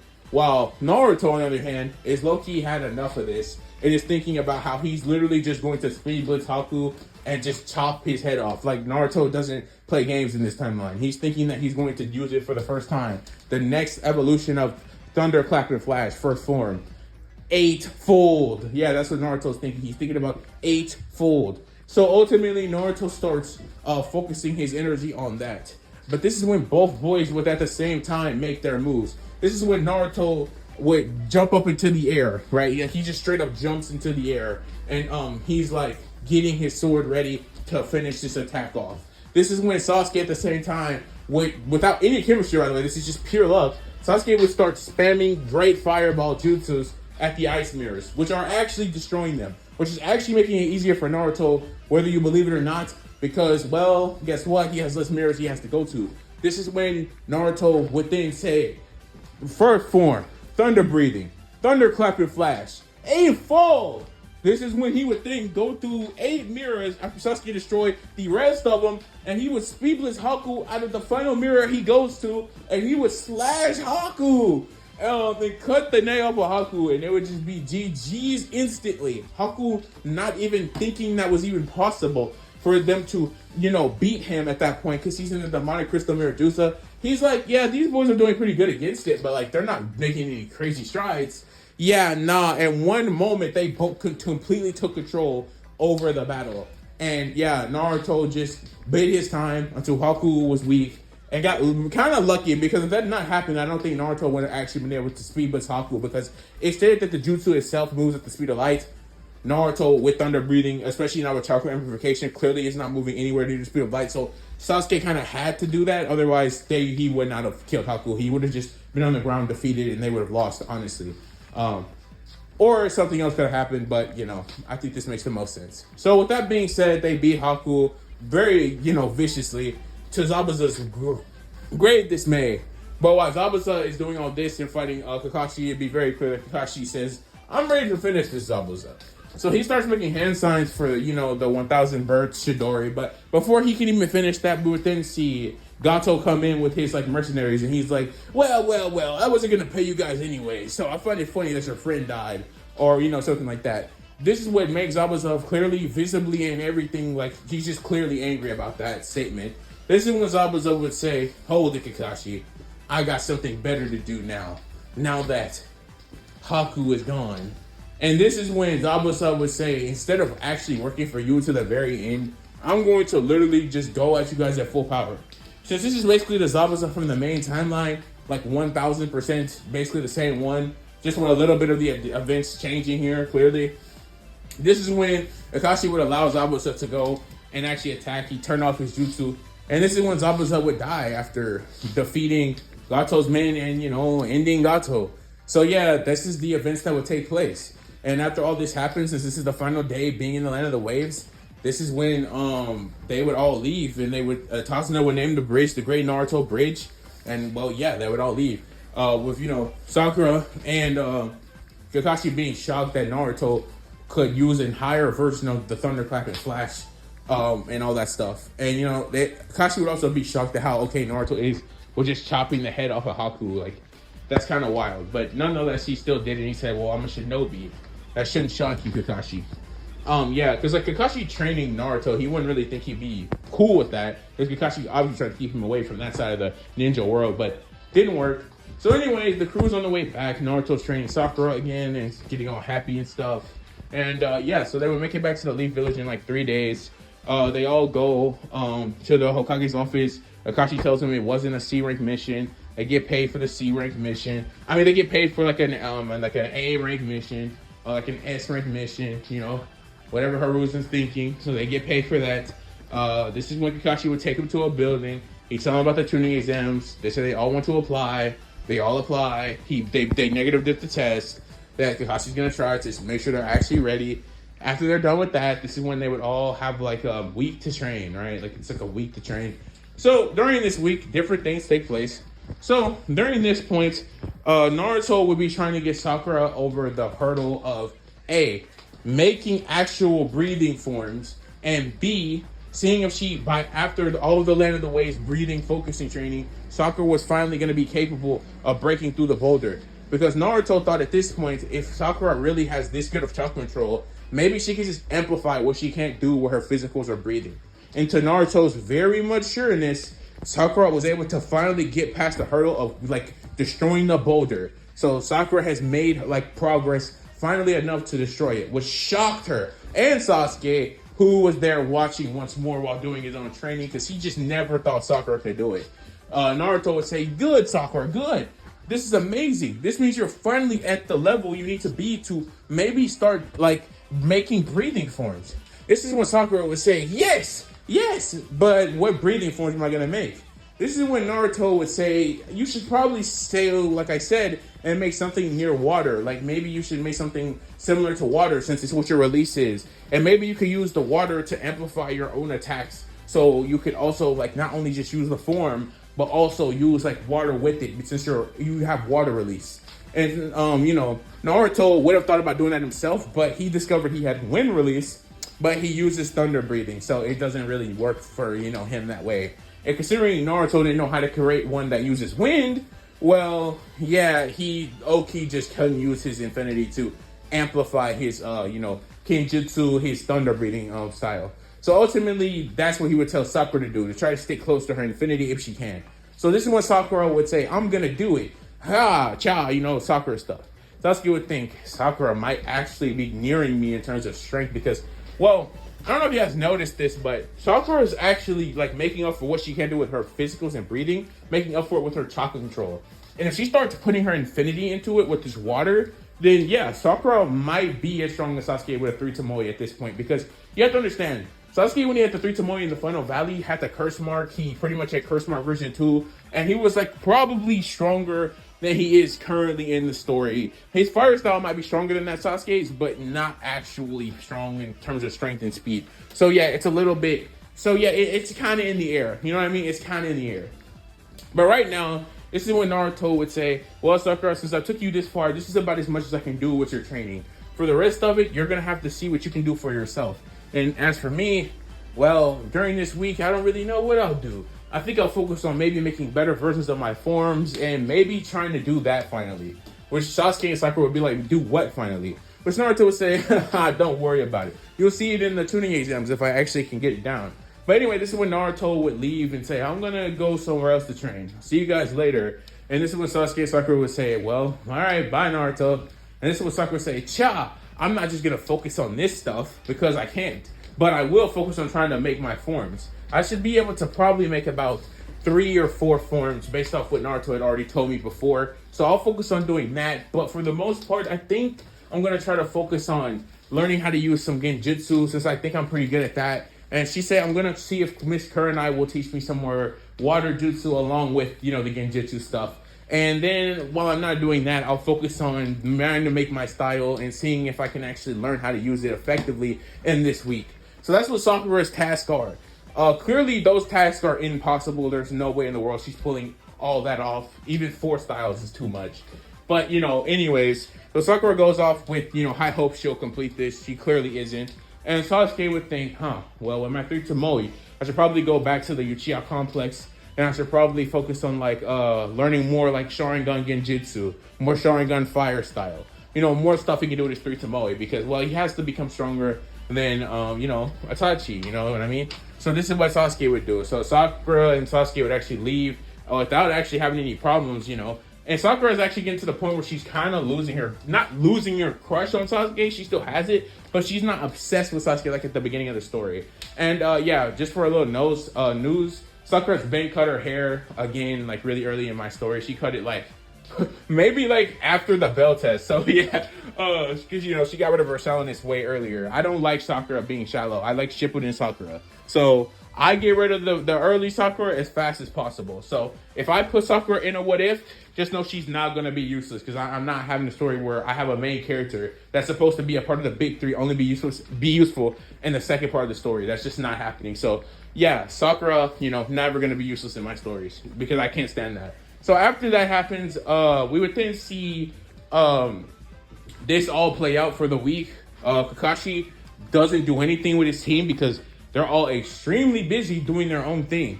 Naruto's busy training to do something that I'm not going to disclose yet. I'm pretty sure some of you might know if you've seen the new Demon Slayer movie or anything around that point. And then we have Sasuke, who's learning all this Genjutsu, all this fire style, you know what I mean? Trying to still learn his Lightning Infinity, which I'll also be keeping that in the dark as well. But he'd also be trying to learn a secret other thing. Then we would also have Sakura, who's trying to do all this stuff with the Genjutsu, the water breathing stuff, and, just getting stronger and training under Kurenai. So with all this being said, we would then see this week flash by for these kids. So then we flash forward to basically the day of the tuning exams. And this is when they would all arrive in the forest of death, you know what I mean? And they're all getting ready to take this test. This is when they would all have to, go in, get there, get to the place in the middle. They walk into the building. They all be like, oh, no, that's a Genjutsu because, they're Genjutsu master at this point. Genjutsu master at this point for their age. It's like tuning level Genjutsu mastery. And, Naruto, after getting Genjutsu by Sasuke, yeah, that man was reading so many books over this past week. Trust me, I didn't even have to mention it because Naruto did not like taking an L to something that pathetic in his head. He hates it. He hates how Sasuke didn't beat him fair and square. He's still holding it over Sasuke to this day, no matter how cool they get. You know what I mean? So he still hates that he won like that. And Sasuke just keeps holding it over his head and says, I'm going to win the next time we fight. So, anyways, after all that happens, we then see it. We see them, going up to the staircase.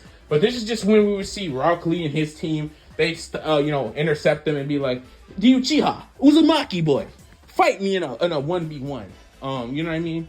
So this is when Sasuke would say, really? You want to fight us? And Naruto would say, oh, that is something you shouldn't, joke about. He's like, if you really want to do this, we'll fight you. But this is when Rock Lee would start laying down his stipulations. And he'd be like, you guys can only use taijutsu, no ninjutsu, no kenjutsu. I think he even said no kenjutsu, actually. And he'd just be laying all this stuff out, just taijutsu. And obviously, Naruto, like I said earlier, hating to not have to use his sword in any situation, he would just instantly say, yeah, never mind. I don't really like your disrespect, but I'll just beat you in the tuning exams and I'll just save my stamina since I can't use Kenjutsu, which is my way of fighting. This is when Rock Lee would try to see if he can get Naruto to maybe change his mind, but nah, bro. If you haven't been peeping it in this story, Naruto has learned no jutsu. He practically uses no jutsu. He only fights with thunder breathing. He doesn't use any jutsu. He uses his chakra to mainly amplify himself. He doesn't use it to, actually use jutsu. Yeah, he can do jutsu because he trained under Kakashi. He'd be like, you should probably learn some wind jutsu. So he has it, but he doesn't really use it because, he likes to use thunder breathing. It's the way he's been learning how to fight his whole life. So why would he want to switch that up just to fight Rock Lee? And even if he did, Rock Lee also said no ninjutsu. So why would he do that? No, Naruto's not stupid and he's not trying to get embarrassed by this guy.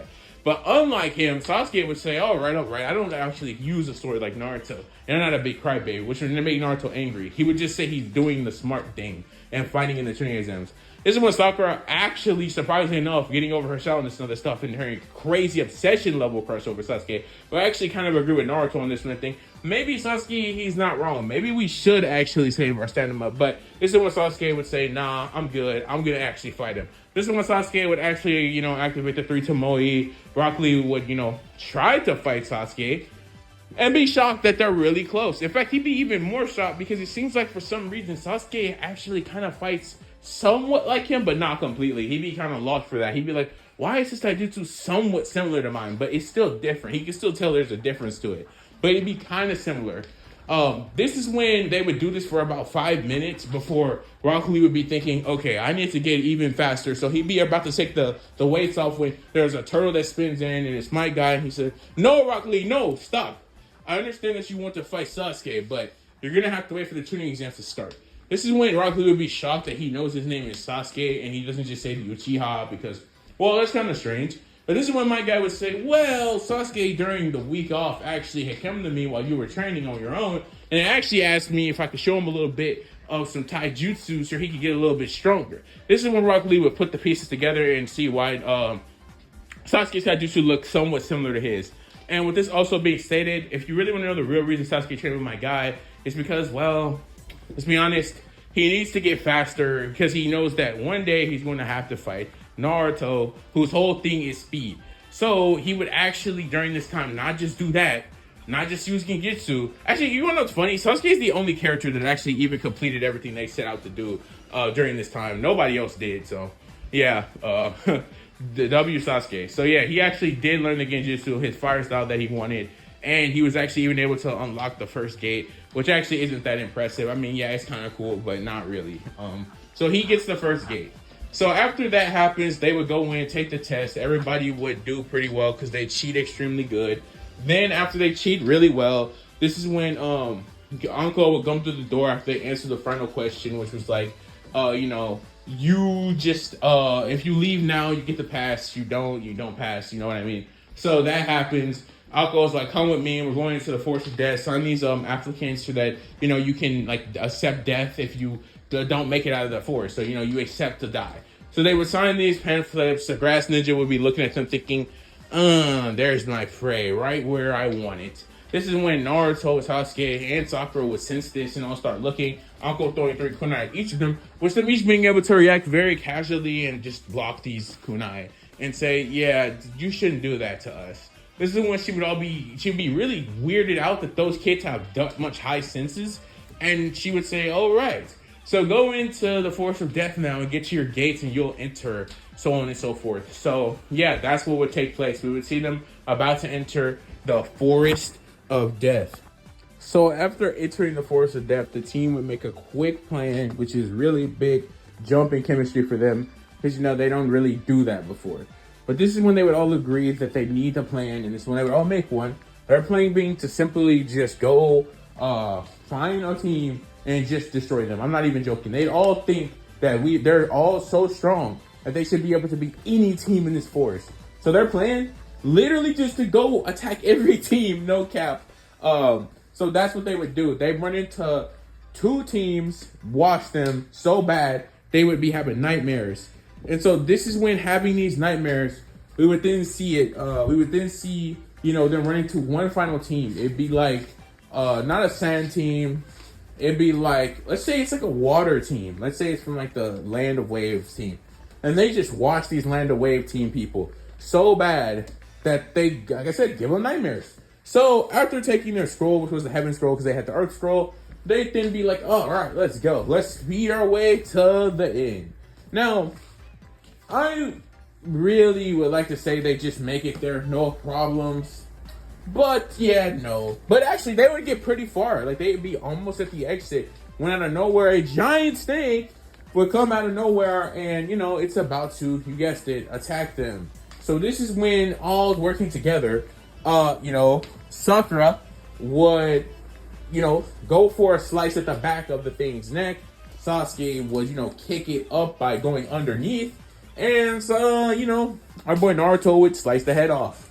Like, making all their other attacks kind of worthless, except Sasuke's, because Sasuke's moving it forward. The Sakura going for, the top was just, I guess, to, distract it, really more so than do anything. But Naruto would just cut the neck off of this giant snake with no problem, thinking that, yeah, that is not normal. That giant snake should not be in here. And this is when he would tell Sasuke and Sakura that we need to hurry up and get out of here before he can even finish really this sentence to its completion. There would be a grad shinobi saying, now, you guys are pretty quick. And I see you've already gotten the scroll you need to get out of here. But it's too bad that I'm right here just where you're almost about to get out, and I'm here to take my Sasuke, this figure would say. With, all the team being, like, kind of shook by their killing intent.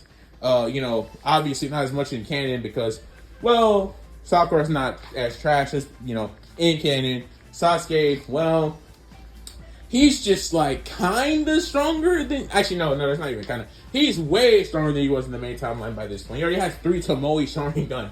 He just was unlocking the second one by this part of the story. And he has high level fire style, high level Sharingan Genjutsu. He has the first gate. So no, Sasuke's way stronger than he was in the main timeline at this point.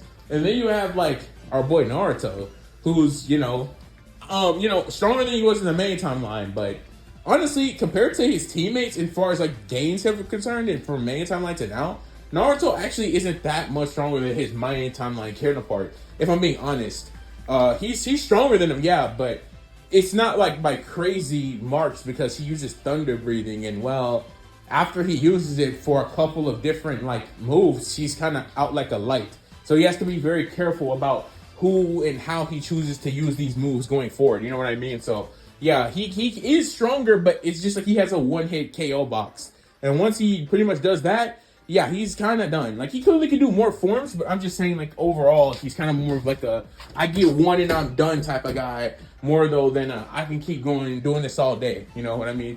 So we would then see, like, in this moment, Orochimaru just try to speed blitz Sasuke, since, he's just trying to get his Sasuke. To his shock, though, he would get cut into pieces by both Sakura and Naruto, who will do a very good job of, handling this speed of, Orochimaru. Orochimaru, before this could happen, though, would throw out another version of himself. He used body substitution to, escape that death, which he would be shocked at how fast Naruto is, more so than Sakura. But he'd be really impressed by the flowing motions, the beautiful style of swordsmanship that Sakura wills. And he'd be thinking that, interesting. Your Kenjutsu is quite impressive. He'd be thinking that to Sakura and Naruto. With Naruto saying, what the heck was that? He didn't expect Sakura to also be able to react. But more so than that, he didn't even know what type of thing that was Sakura just did to him. Just to clarify what Sakura did, is she literally just did what Naruto said.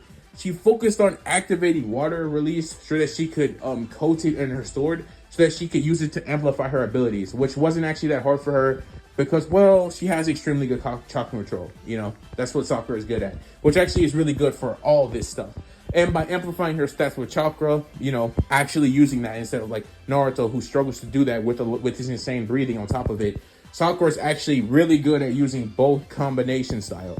But Sakura is actually really good at this breathing stuff, actually. Which, is funny because Sakura is actually built for this breathing stuff. But yeah, she kind of like just effortlessly cuts Orochimaru. Honestly, a little bit more effective than Naruto did, which would actually shock him. He'd be really shocked at Sakura's progression with the breathing style. And he asked Sakura, have you actually learned some breathing forms? Which Orochimaru wouldn't know what they're talking about, because what do you mean breathing forms? Like, what are breathing forms going to do? Like, in all seriousness, like in real life, what is a breathing form going to do for you in like a battle against somebody like Orochimaru? But, well, that's like that's what you would think, but nah, man. So Sasuke not liking how he was just kind of made to look kind of like he's just soft, like Orochimaru, like he's just this damsel in distress. He just fires his majestic flame at Orochimaru up in the tree while he's questioning those two because he thinks they're like potentially bigger threats. But seeing this massive fire style, he realized, oh, this team is actually OP.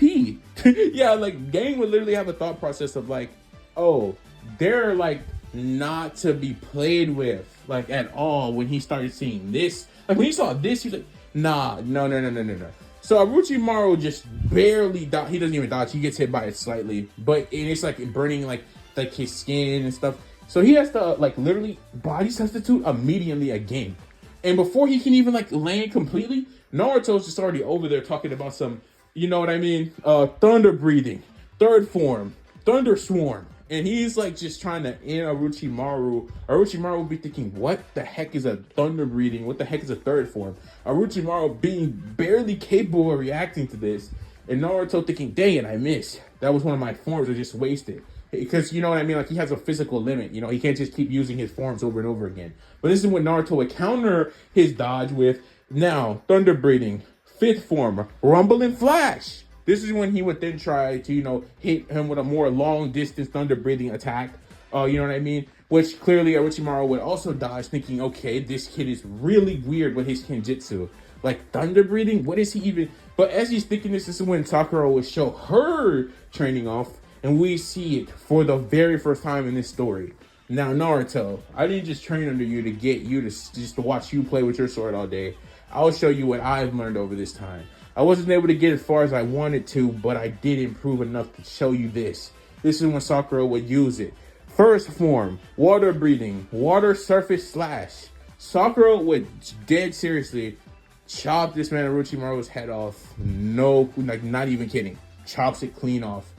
And it would shock Sasuke, shock Naruto, shock Orochimaru, who would then just turn into snakes. Yeah, no, he's not losing to that. But nah, he just turns into snakes midair, and the snakes turn to attack Sakura. Which Sakura, being able to react to this, would actually use her water infinity on her blade to actually use another water form. She'd use water breathing, second form, water wheel, and she would do the water wheel, you know, that Tanjiro's always doing, and Giyu uses sometimes.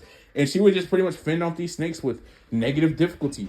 Which Orochimaru, after substituting up in the tree, would think, there's no way she was fast enough, and her movements were so precise.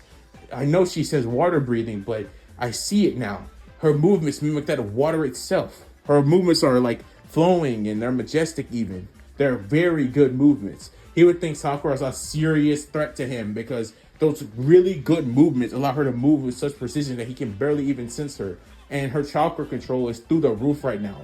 And she can use water release to amplify those water like kenjutsu attacks she uses. Yeah, Orochimaru would low-key actually be thinking Sakura is kinda gonna annoy him here, depending on how skilled she is with the sword.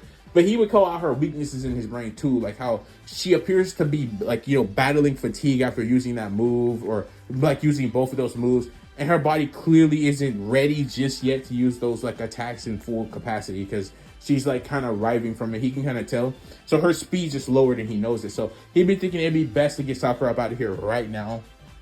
And if you're wondering, yeah, this is like the limit of like the amount of breathing forms Sakura can actually wield at her own right now are literally the two I've said, which is water breathing first form, water surface slash, and water breathing second form, water wheel. This is when Orochimaru would attempt to just take Sakura out by, you know, rushing at her. But this is when he would make another mistake. Because, see, Orochimaru was so caught off guard by how skilled Sakura is with a sword. Even though he just saw how powerful Sasuke and Naruto are, he would kind of make the mistake of kind of forgetting he can't just blitz in here with the Uchiha. By the way, Orochimaru being so off guard by their jutsu skill and stuff, he actually wouldn't even have peeped that Sasuke had a 3 Tomoe.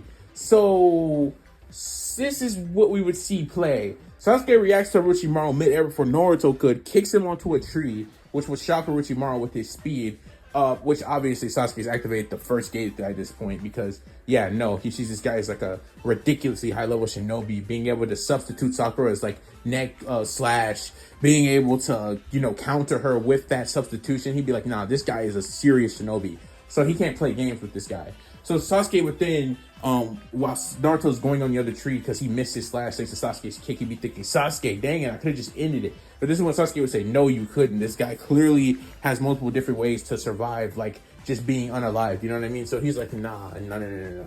We gotta like just make sure he can't even regenerate at all. So Sasuke mid-air says, Phoenix Flower Jutsu! And he fires this giant Phoenix Flower like bomb, which Orochimaru would narrowly dodge. He actually does dodge it this time, jumping to another tree. This is when Orochimaru would then just start thinking, yeah, nah, bro. I need some assistance. He would actually summon some more snakes to hopefully buy him time with Naruto. So he would just summon like these other snakes. They'd attack Naruto. Naruto would chop them up. But this would actually be enough of a distraction for him to like focus on trying to just take Sakura out. Who, by the way, Sakura literally doesn't do anything right here because she's actually like holding her sword. Like, you know, in that position where like you have it in front of you, you're kneeling, and she just has it in front of her. Yeah, just picture that position. That's what Sakura is looking like right now. So yeah, she's kind of already like done just after those two first forms, thinking that I probably could have done better and I should have probably done something different. But Sakura would say, I'm not going to be useless to my team anymore. So while Orochimaru was trying to attack her, she already knowing he's not gonna reach because of Sasuke, she can literally see him about to intercept Orochimaru, which he does. But Orochimaru would be happy about this because he would think he finally gets to get what he came here for, which was Sasuke the whole time. So this is when Orochimaru would then make hand signs for like a wind style jutsu. You know, in case Sasuke tries to do a fire style, he uses a high level wind style like Gale Wind. He'll use Gale Wind. And so this is when like Sasuke would try to make hand signs, but the wind jutsu would be so strong, it's actually kind of hard for him to like, make the hand signs because it's like pushing him back. And while this is happening, Orochimaru seeing this would extend his neck and he'd be like, oh, okay, so finally I get what I want. But Sakura, like I already said, was not going to let this slide. So since Sakura has good chakra control, but she can't really move at this point, what would Sakura have been training to make her useful during this moment? Think about that for a second. As Orochimaru slams his neck into Sasuke's neck, biting him and giving him the curse mark. So this would all play out, and Orochimaru would be like, yes, I finally got what I came for. But just as Orochimaru was about to leave, this is when the world would like crumble around him, and he'd start seeing stuff melting and stuff. And then he'd think, wait, no, it can't be. No, he used Genjutsu Break. And he'd break out of the Genjutsu, and he'd be shocked to see that his neck was halfway there. But yeah, it was already too late by this point. Thanks to Sakura's quick Genjutsu, it was enough to immobilize Orochimaru long enough for Naruto to pull up, and he sliced it clean. He used, you guessed it, Thunderclap and Flash, and just cut it in half, speed blitzing Orochimaru's neck before he could even realize he was in a Genjutsu, which would literally take like 10 seconds. He would realize it just for 10 seconds. So yeah, gets sliced off. Orochimaru turns into snakes, escapes again, and then he's like, dang it, that kid almost ended me right there. He'd be like, yeah, he was like seconds from getting ended. This is when Orochimaru would be thinking that there's no chance that he's going to be capable of like taking down these kids at this point. He'd just be like, there's no chance. Because he didn't expect Sakura to have pretty good Genjutsu. He didn't expect her to have water release. He didn't expect Naruto to be that fast, be that strong, be that capable. He didn't expect Sasuke to be this strong, that capable, that fast, the jutsu. He even noticed he has a 3 Tomoe at this point and think there's no way this team is this strong. Like, who is their like Jonin sensei that be making them this strong? But this is when Naruto would tell them exactly where Orochimaru is, and low-key, Orochimaru would be thinking about his decisions right now. He think, yeah, he could take them out, but he's not really trying to take them out. Honestly, Orochimaru in his brain is actually thinking about trying to give all 3 of them the curse mark, thinking that low-key all 3 of them might be useful to him. But he also be pretty much sure at this point that he knows that reinforcements are coming because, well, this fight isn't like quiet. And it's happening low-key right near where the exit is. So Orochimaru be thinking it won't even take him that long to get here. So he'd think, all right, I'll get him during the tuning exams or the second round. And he'd also be thinking, on top of that, I'll try to see if I can get them too, but at a later date. This is when Orochimaru will reverse summon himself out of the Force of Death. And before Naruto could even get there, he was gone. And he'd think, dang it, we missed him. That guy disrespected us, and he got away with it. This is when Sakura would tell him that maybe it was a good thing he got away, and that we low-key were not or any match for him. I'm already tired. Sasuke's clearly tired. You're tired. Could we really have beat that guy if he decided to stay? This is when Naruto would think, dang it, she's right. And Sasuke would say, yeah, no joke, she's right. That guy was some high-level shinobi. He clearly wasn't tuning. He was on a different level. If he would have stayed and actually continued to fight us, there's no way we would have won. Is what they'd all be thinking, and that they did really good as a team. This is kind of a moment where Naruto, Sakura, and Sasuke would all look at each other and think that maybe teamwork, like Akashi was saying, is low-key better than just launch attacks and then just destroy everyone. But they would also think, it's fun to just destroy people with, how strong they are, 1v1 everybody. You know what I mean? Because that's kind of the way the team is now. But they'd be thinking, maybe if we got some teamwork down, maybe we could have actually beat that guy. Because basically they're all thinking the same thing, that they had no teamwork. They were all just kind of showing off. So yeah, it was like, yeah, no. But anyways, they would all get out of the forest, be the first team to arrive. They'd be like the first team. They were alive in like 16 hours. The fight with Orochimaru lasted a little bit longer than you would think. After that happens, we would then see it for the first time. We see Kakashi appear out of the scroll. We see Haruka appear. The team tells them about who they just fought because they know for a fact it wasn't Setsuna. Kakashi knows who this is. Haruka knows who this is. It's a Hiruzen. Hiruzen says that we were right to send people in to, suspect the forest because of weird activity. Find out Orochimaru was there. And, well, all this would happen. Sasuke, in this timeline, doesn't get the curse mark. So, big takeaway from this part of the story. With all this being said, we did see the preliminaries start because Hiruzen's like, there's too many of you guys here. I need you guys gone. So this is when we would then see them about to, you guessed it, have an incredible battle. We would see them all about to have their own individual battles. We see Naruto versus Kiba. And Naruto versus Kiba. What can I say about it? It starts. Naruto, not wanting to hurt a dog, would just use Thunderclap and Flash and just slice Kiba in his chest. He be GG'd in literally the first 30 seconds of the battle. It would take him 30 seconds to say the name of the attack, cut his chest open, he'd be defeated. That's how that goes. Then we see Sasuke versus the random, who once again is just trash. He can literally absorb chakra, but he sucks. Sasuke negative diffs him. Then we see Sakura and versus Ino, which is actually the most interesting fight out of all of this because it's a draw in the original, and the original person didn't actually win it. So Sakura versus Ino, let's see how it goes. Ino is still shallow, and she has made no progression in this verse at this point. So what do you think of Sakura with water breathing forms, enhanced Kenjutsu, chakra control, water, her actual water infinity, and really good Genjutsu is going to do against Ino? Well, she gets negative diff. Sakura, much like Naruto, would literally just activate the water wheel, and she literally just slashed Ino in her chest with the water wheel, and that would be the end of that. Ino would be like, what? I didn't even see you move. And Sakura would say, that's because I casted a slight Genjutsu on you before the battle even started, and then I just used water wheel to, eliminate you when you couldn't even move. She'd be like, I expected more from you. Your sensei has not taught you literally anything. And Sakura would literally walk off with Kakashi thinking the same thing, that Asuma really should teach Ino more. And he would chuckle, and do an eye smile. With Naruto and Sasuke thinking, yeah, there was no way that girl stood any chance of beating our Sakura.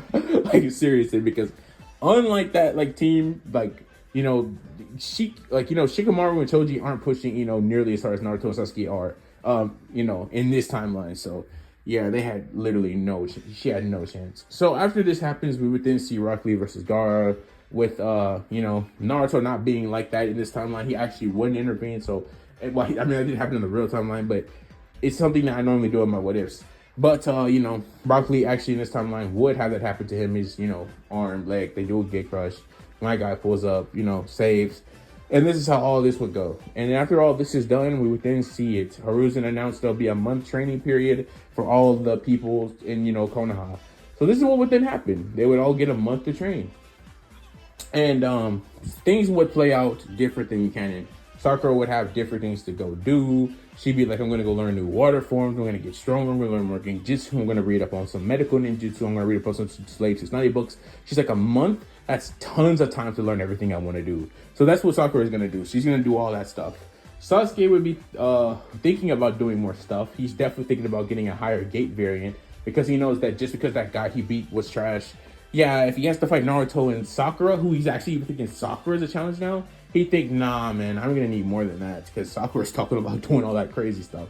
So he's like, yeah, I'm going to go see what I can do. Before you even can think those thoughts completely out, Kakashi would be like, come with Sasuke. Let me show you my jutsu.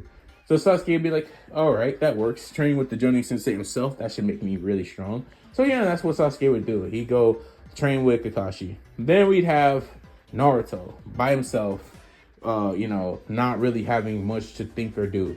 So Naruto would think, I'm going to go train in the forest. I'm going to go learn that, and then I'm gonna go beyond that, and I'm gonna push myself to the point where I can use my forms better, and I'm finally going to actually master chakra, using chakra and my jutsu and my thunder styles all at the same time. So yeah, that's what Naruto would be thinking. He's thinking, I'm gonna go do that right now. So yeah, but before Naruto can completely leave the village, this is when Ibisu, the guy that Naruto was scheduled to have train him by Kakashi. Kakashi would mention this to him, but Naruto was in his own world thinking about what he's gonna do. So Kakashi would just leave with Sasuke. And this is when Ibisu would come and talk about well, if you don't want to get trained by me, do something to prove it. This is when low-key, I'm not even making this up, Naruto would speed blitz behind him. He used, you guessed it, Rice Spirit, and he just sliced Ibisu in the back 3 times, and GG. So after that happens, he's like, yeah, you're sorry. So he then just walks off. But this is when he would, think, you know what? I really want to go take a bath, actually, because, well, he just got out of the tutoring exams, and it's only been a day since they came back. And, he's like, low-key, I'm going to chill just this one day. So he goes up to the water place, and, he's about to chill. He's having a good time.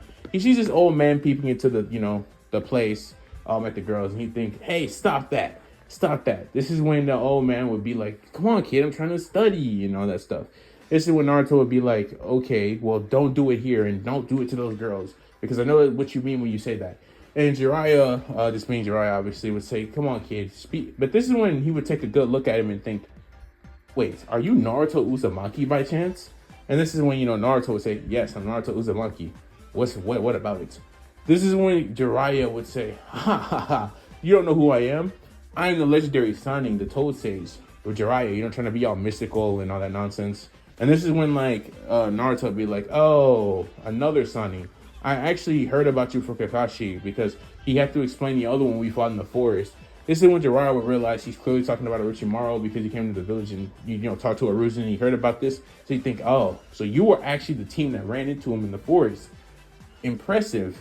It appears that you were able to actually make it out alive according to Aruzen, and Naruto would be like, yeah, he was really strong. If he would have stayed, we would have definitely lost. This is when Jiraiya would say, no kidding, kid, and I could say the same for myself.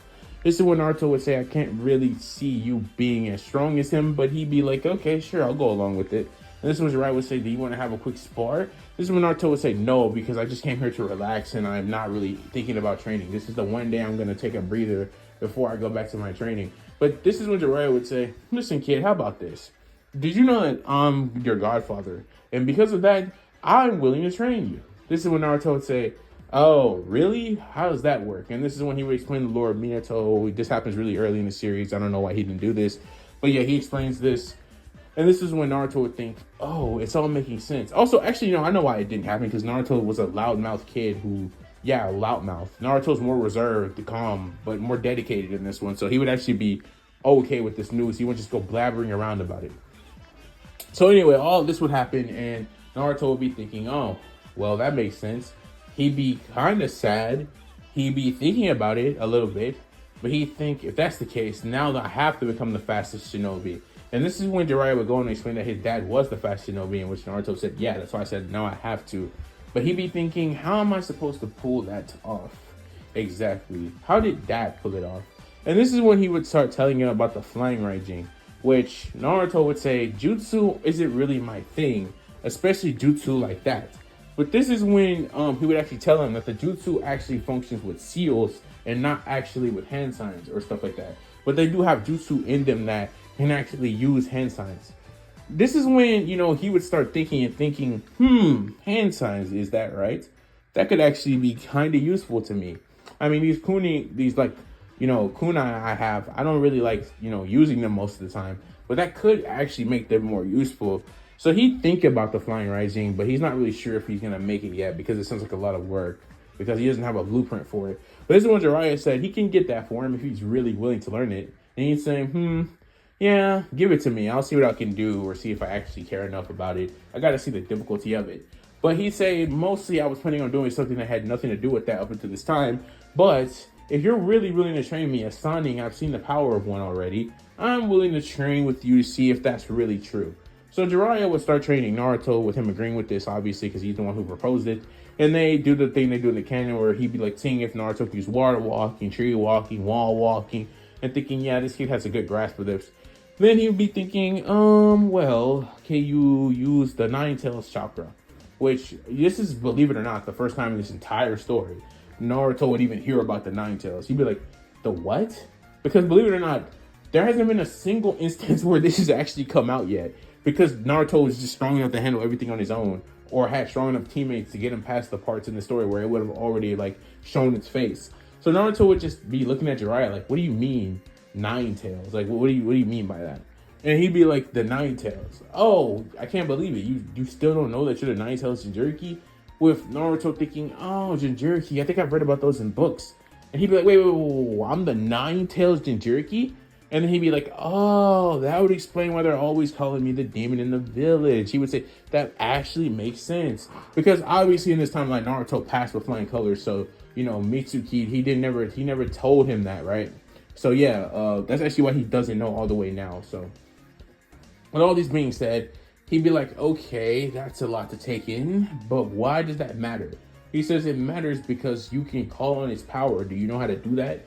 And this is when Naruto would say, no, because I didn't even know what was inside of me this whole time, which is kind of a wild sentence, so pause. But this is when, Jiraiya would say, well, let's train to use it, which Naruto, in this timeline, would actually have no qualms with, because he's thinking a way to get even faster and stronger, sign me up. So this is when Jiraiya would start teaching him this. He tried to teach him the summoning jutsu, and he do all this stuff. Naruto saying he doesn't really need the summoning jutsu, but Jiraiya saying that it should be a necessity if you really want to become, that guy. You know what I mean? So Naruto would still try to learn the summoning jutsu, even though he says jutsu in general really isn't his thing. He prefers kenjutsu combats, kenjutsu finishes, that type of stuff. So Jiraiya would actually improve that as well. He'd improve his breathing forms, and he even put him through some training that would actually allow him to actually enhance his ability to use it. It'd be kind of like the Hashira training arc, in Demon Slayer. He put him through that type of training so that he could actually use the forms more without actually, giving out after just using a couple. So yeah, and this would go on for about 3 weeks until Naruto had done everything he was supposed to. He was able to summon Gamabunta. He was able, except he'd be awake this time, and he'd actually be able to stand on Gamabunta. And so he would actually be capable of, mastering Gamabunta, and he'd actually be able to accept Naruto as a summon. We would see Naruto's thunder breathing improve. We'd see him learn the Shadow Clone Jutsu because Jiraiya would show it to him. Because yeah, he just like, hey kid, do you know how to make clones? Like actual clones? With Naruto saying, yeah, I know how to do the clone jutsu, but Jiraiya would say, no, the Shadow Clone Jutsu. He says this could be a great use to you because you could use it to maybe learn a jutsu at a ridiculously increased speed by, training like that. And he's like, because you're Uzumaki, this will work really good for you because you have such high chakra reserves. So this is when he would show him the Shadow Clone Jutsu for the first time, and this is where Naruto would gain the Shadow Clone Jutsu in this timeline. He would also, like I said, gain the Summoning Jutsu in this timeline, and he would also gain access to Nine Tails Chakra in this point in the story at this time. So Naruto being stronger also means he would actually be able to access a full tail of the Nine Tails. He would also admit Kurama and his Mindscape, which, this would go like it goes, not good.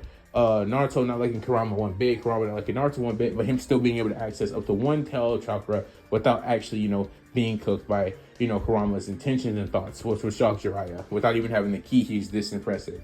He would think he's definitely Minato's son. And Jiraiya would obviously get the Flying Raijin stuff from Hiruzen, by, vouching for Naruto, which Hiruzen wouldn't have a problem with because, well, that'll make Naruto stronger and him a more capable shinobi for the village. So Naruto would look at this stuff when he goes home, making literally no progress until like the last 3 days before like it's time for the tuning exams. And he'd be thinking, interesting. I think I might be able to cut till the day of the tuning exams. And Naruto wakes up. He's like, it's finally here. The tuning exams. I wonder how this is going to go. So Naruto gets out of bed. He goes to Kaguchi. She's early as usual. He eats his ramen. He thanks him. And Tadushi's like, come again, Naruto. He'd speed. No, I'm bad because he's like about to be like 10 minutes late. So he'd speed, because I said he's early, but he's early to get the ramen. But he stays there and he eats an additional bowl, like a second bowl, that he was just so hungry. So yeah, that ends up actually making him almost about to be 10 minutes. He's not actually 10 minutes late, but by the time it'll take him to get to that part of the village, he has to pretty much run to, get there before everything is said and all that stuff to be on time. You know what I mean? He wants to be on time, So that's all takes place. And we would then see in the stadium, we would see Sakura, Sasuke, and Kakashi there. Early this time because well, Sasuke's stronger in this timeline, so he would learn jutsu much faster, and we would then see like all these people here, all the people that passed, all the villagers in the stadiums. We see Orochimaru disguised as not the Tsusukage, but the Saiyan Hokage, right? And we would then see that happen. So Kazekage, yeah, he'd be disguised as the Kazekage when he'd be up there with Hiruzen. So all this would take place, and they would all be ready to begin. So that's what would happen. We'd have the ceremony or whatever, and this is when it would happen. So the first matches would play out. What I mean? Sakura just gets the pass because no, actually, no. Sakura doesn't get the pass in this timeline because the Sound Team actually didn't get cooked by them in this timeline. So no, she would actually fight Dotsu, and she just aura farm on him. And this is when we can actually go into Sakura's improvement. So Sakura would have actually over this time actually learned another breathe. Actually, she would have learned 3 more breathing forms. She would have learned water breathing 3rd form, flowing dance. She would have learned water breathing 4th form, striking tide, and she would have learned water breathing 5th form, blessed rain after the drought. So Sakura would have learned all these breathing styles. So what she would do is she would use striking tide, the 4th form, and she uses like Giyu does when he uses water breathing. And so yeah, she would just carve Dotsu all through his chest, GG's, with him barely being alive. So yeah, Dotsu gets cooked by Sakura pretty quick. It'd be like a 2-minute fight. Him just not expecting her to be that strong. This is when we would then see the other fights take place like in canon. Like then we would see like Naruto versus Neji. With Neji talking about destiny and he's destined to be him and this and the third. And then this is when Naruto would be like, nah, no. And this is when the fight would start.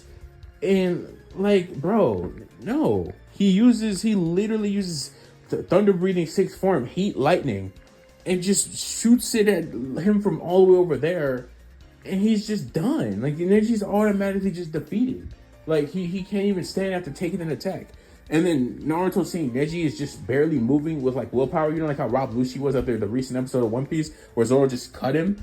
Yeah, this is when he would just walk over there, use the back of his like sword, and then just hit him in the head with it, and Neji would just fall to the ground defeated with just one attack, which would shock Hiruzen, shock Orochimaru. Orochimaru would be shocked at the girl, low-key. They, like, and Hiruzen definitely would, and all the people in the stands would be like, whoa, she's insane.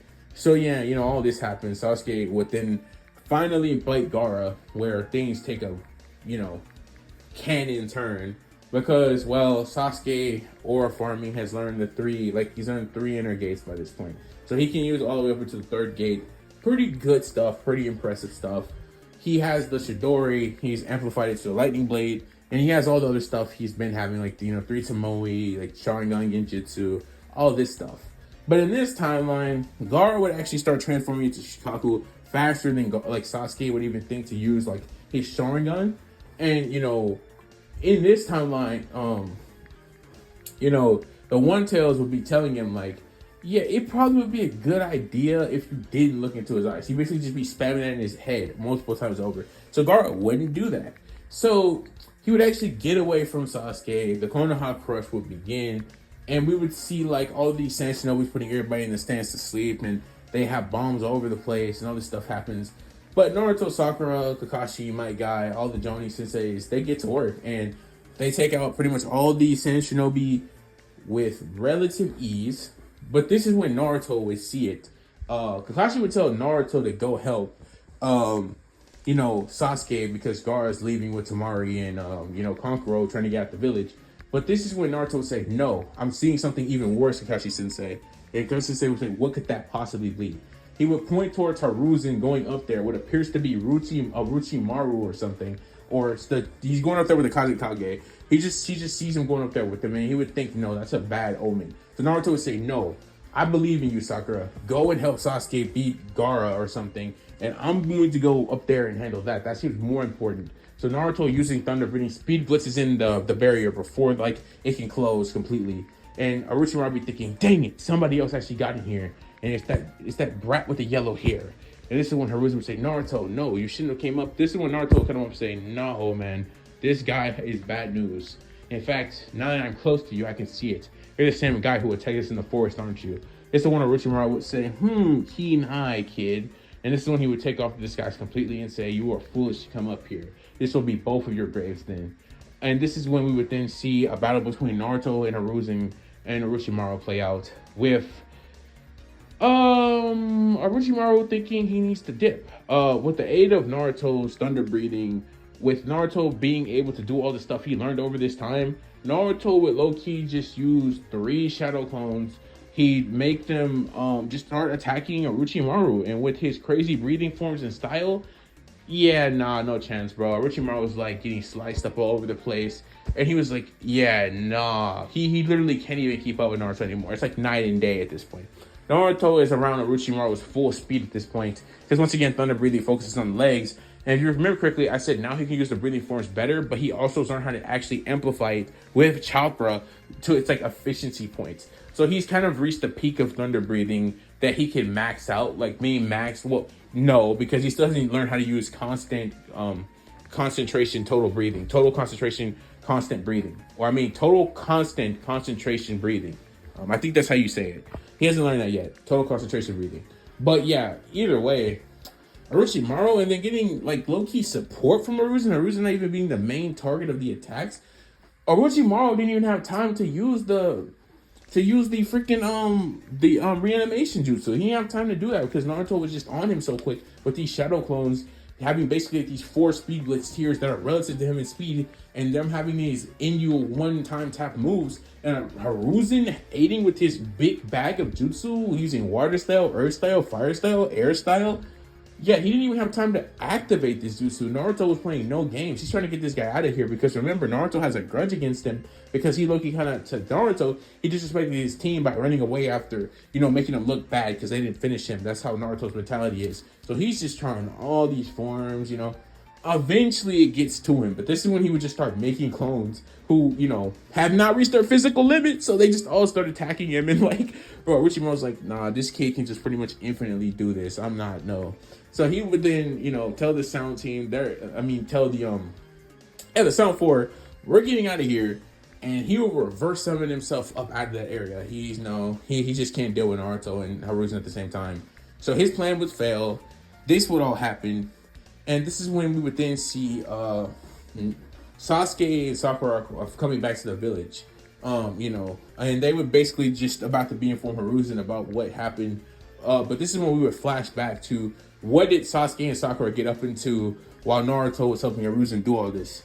So obviously Sakura runs after Sasuke, a direct order from Naruto, who's technically like her sensei. And Kakashi would say that this is probably the best action to do too, who clearly is actually her sensei, so she would go with Sasuke. And so they're going on the bushes, they run into Kankuro, Shino takes Kankuro on, Tamari's in Sakura's way, Sasuke gets past her, but Sakura says, I'll fight you. Tamari thinks she's real, she's not real. She low-key gets hit with like a water wheel to the chest, GG no Ri. She gets kind of speed blitzed by Sakura, so yeah, she just didn't expect Sakura to be that fast. So Sakura is on a mission right now. She's moving there. She's kind of feeling fatigued after fighting the tuning exams and now having to do this. Using these breathing forms isn't exactly easy for her to do while also keeping up her chakra, whatever. But she eventually gets there. And when she does, it's time for her to, battle, you know what I mean? With Sasuke. So Sasuke is fighting Gaara. And unlike in the original, he's doing extremely better than he was. 3 Tomoe, mind you. High fire style. Gaara low-key struggling out here. But then Sakura pulls up and she's like, okay, it's time to use everything I've learned to finally assist the one I love the most, which is Sasuke. So Sakura would think, what's the best form that I know that can take him out now? And she'd be thinking, no, I remember now. Teamwork is what we should do. So Sakura would come down to Sasuke and say, Sasuke, if you work with me, we can take Gaara out. And this is when he would say, okay, fine, then give me a plan. This is when they would both dip off into the trees with Gaara saying, you're not getting away from me. But this is when they would meet back up at a middle point and they'd be running on the trees and they say, so what do you want to do? This is when Sakura said, I think the best course of action is if I use Striking Tide to strike Gaara and, land some key points in on wounds, and then you deal more damage to wounds by using some high level fire style jutsu. Or, some high-level jutsu. Sasuke in the fight hadn't even showed off the lightning blade or anything. So she didn't know he actually had access to this. But hearing Sakura say that and then remembering what he saw in the tournament would think, Striking Tide, eh? That will work just fine, Sakura. Use your Striking Tide on him when he gets in close to you, and I'll finish him off. So this is when we see this plan take action. Sakura will reappear in front of Gaara from the top tide, and she'd just be blocking his attacks, using her water infinity to amplify her water style. I mean, not water style, but use it to amplify her water breathing. And she'd be really struggling, but she'd be like, no, I gotta do this. This is when Sakura would get in close to say, water breathing, fourth form, striking tide. And she strikes Gaara's like multiple times with water, using it just like Giyu does. If you've seen the new movie, or I guess you could say Tanjiro does, but he doesn't really use it like Giyu. Giyu uses it way more efficiently, so Sakura uses it like that. And after this is when Sasuke would appear running down a tree, and he says, now lightning blade. And this being a Sasuke amplified by, you guessed it, the third gate, using the lightning blade, attacking a weakened in certain areas Gaara, which, he aimed for one of these spots that Sakura slashed at him with. Yeah, Gaara's GG no read. He fall on the ground, pretty much defeated, and basically Shikaku will be struggling to even keep Gaara alive. So basically what happens here is Gaara is still awake, just thriving in pain, so he doesn't get knocked out, so Shikaku can't take over. But now Shikaku is also having to worry about making sure Gaara doesn't, die. So he's doing that too. So this would effectively be a W for them. This is when Sasuke would be like, okay, let's, and this is when Sakura would say, wait, and this is when Tamari and Kankuro would catch up and say, Gaara, and they'd be like, because Shikaku's low-key subsiding at this point because, well, he's trying to keep Gaara alive, and Gaara is not knocked out yet. He's still awake, just barely. So yeah, this is when Tamari and Kankuro would say, thank you, and they would, try to take Gaara. This one Sasuke say, no, we can't just let him get away with this. This one Sakura would say, wait, they're still our allies. I think that something else is going on here, and that maybe we should just let this happen. This one Sasuke would say, fine, I'll listen to you just this once. And this is when they would let all this happen, and they would leave, and they would go back to the village, and they report this to Hiruzen, who was shocked, and then Sasuke and Sakura were shocked to see Naruto up here as well. And they get their situation debriefed, then they debrief their situation. And with Hiruzen knowing everything that happened now, and with Sasuke and Sakura knowing everything that took place here, well, this is when we see the Konoha Crush arc come to an end because, well, it didn't work at all. And yeah, so it didn't work.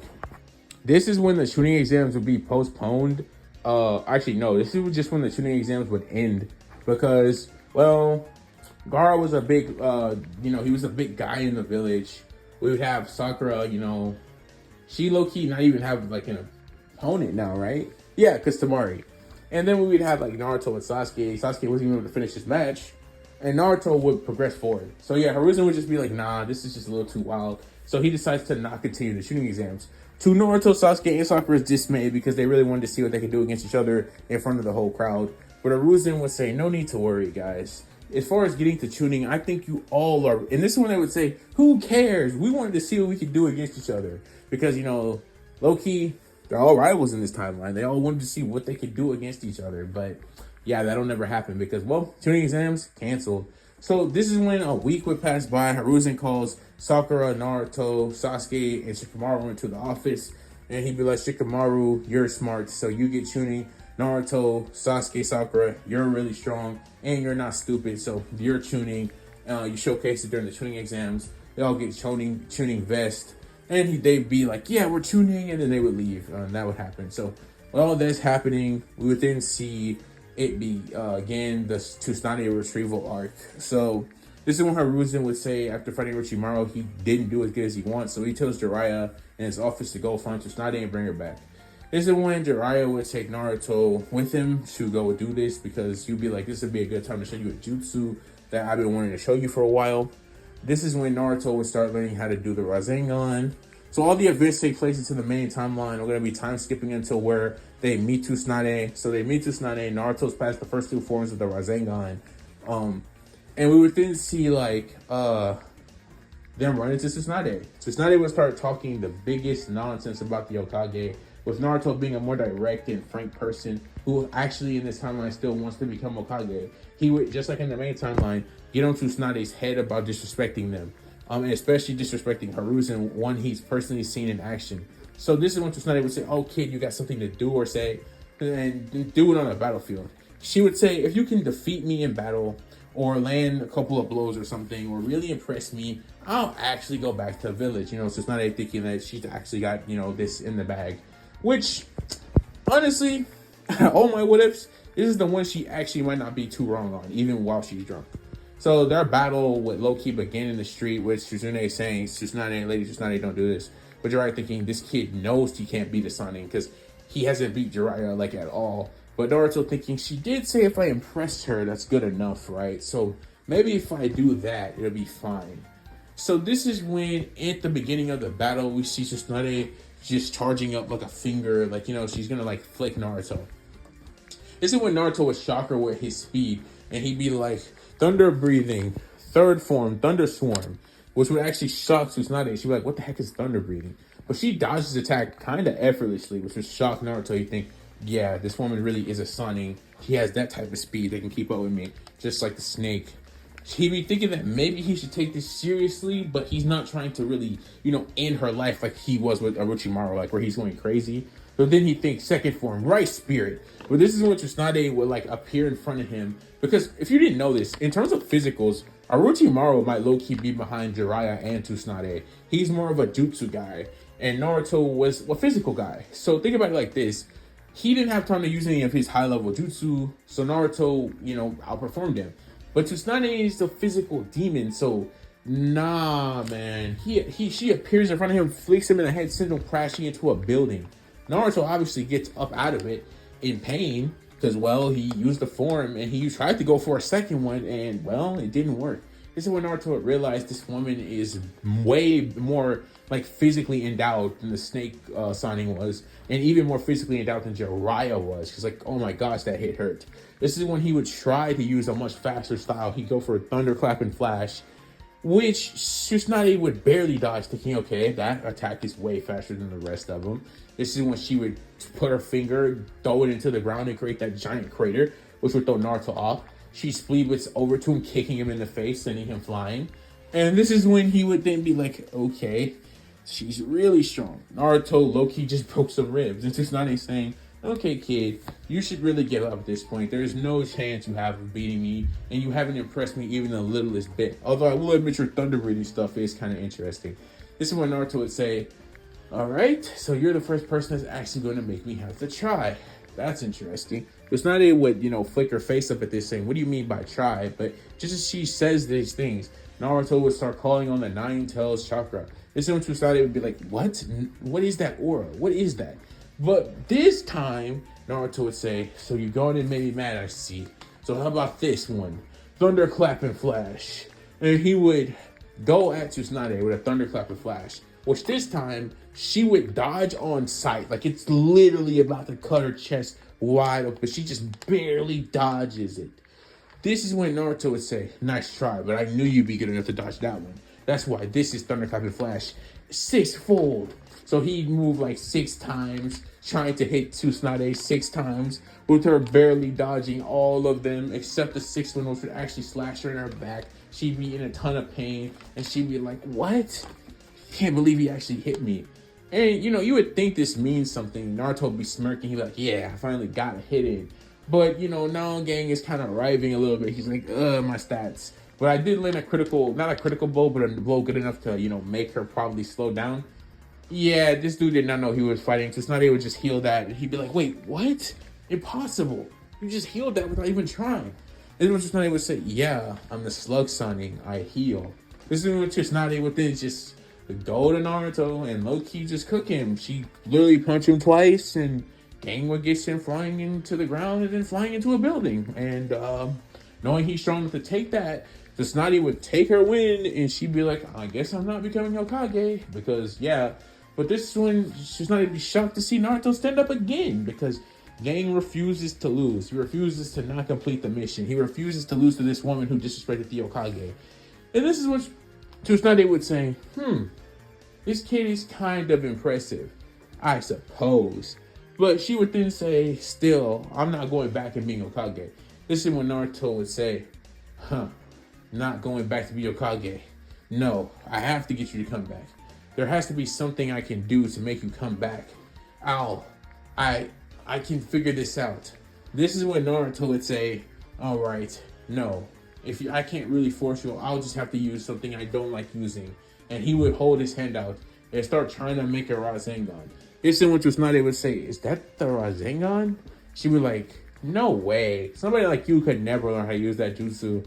And he'd be like, "Yes, I can." And then he thought about it for a second. Wait a minute. How about this? I'll learn the Rasengan in 3 days, and if I do, you have to become the Hokage at the village. Tsunade saying, okay, out of the idea of how well you fought, I'll actually humor this idea of a 3-day Rasengan learning tutorial. She wouldn't actually get, the thing to amplify it to a week here. She'd seriously just take the deal at 3 days.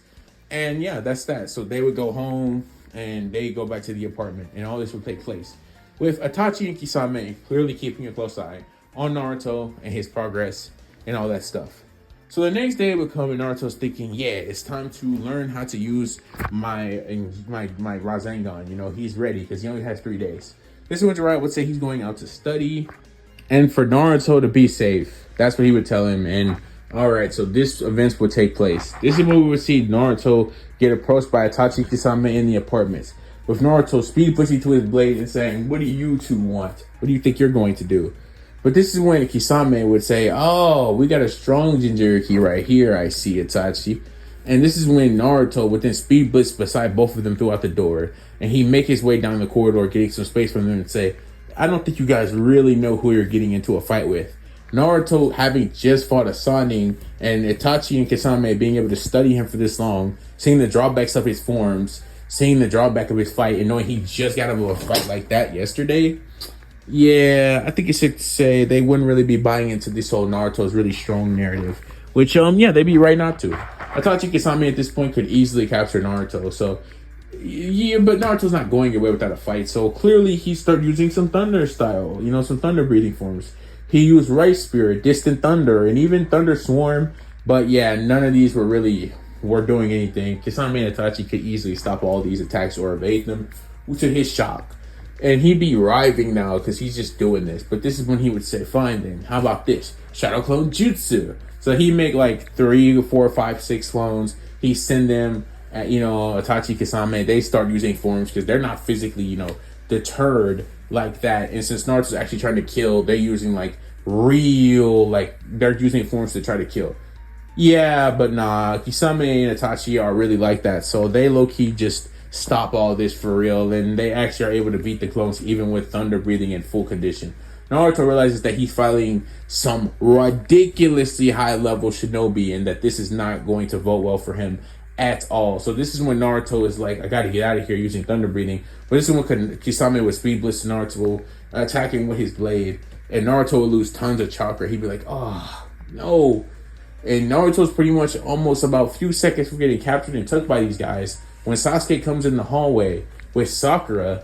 And I'll explain this in a minute. But they're like, "Naruto." And Sasuke's like, "Itachi Uchiha." And he'd be like, "It's been a while, Sasuke."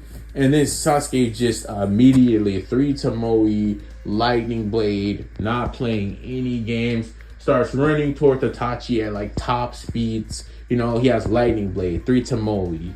And he's just like, "Yeah, I got you this time." Yeah, the same thing happens in main timeline. I don't care what Sasuke has at this point in the story. He's still not on Shippuden early Sasuke. He has nothing on those levels yet. He's like in a weird in-between state of being in between that version of himself and, the one from the Valley of the End for sure at this point. But nah, he's not stronger than anything he's performed in Shippuden. So he would still get that slammed right into the wall. And he'd be like, "What? It can't be."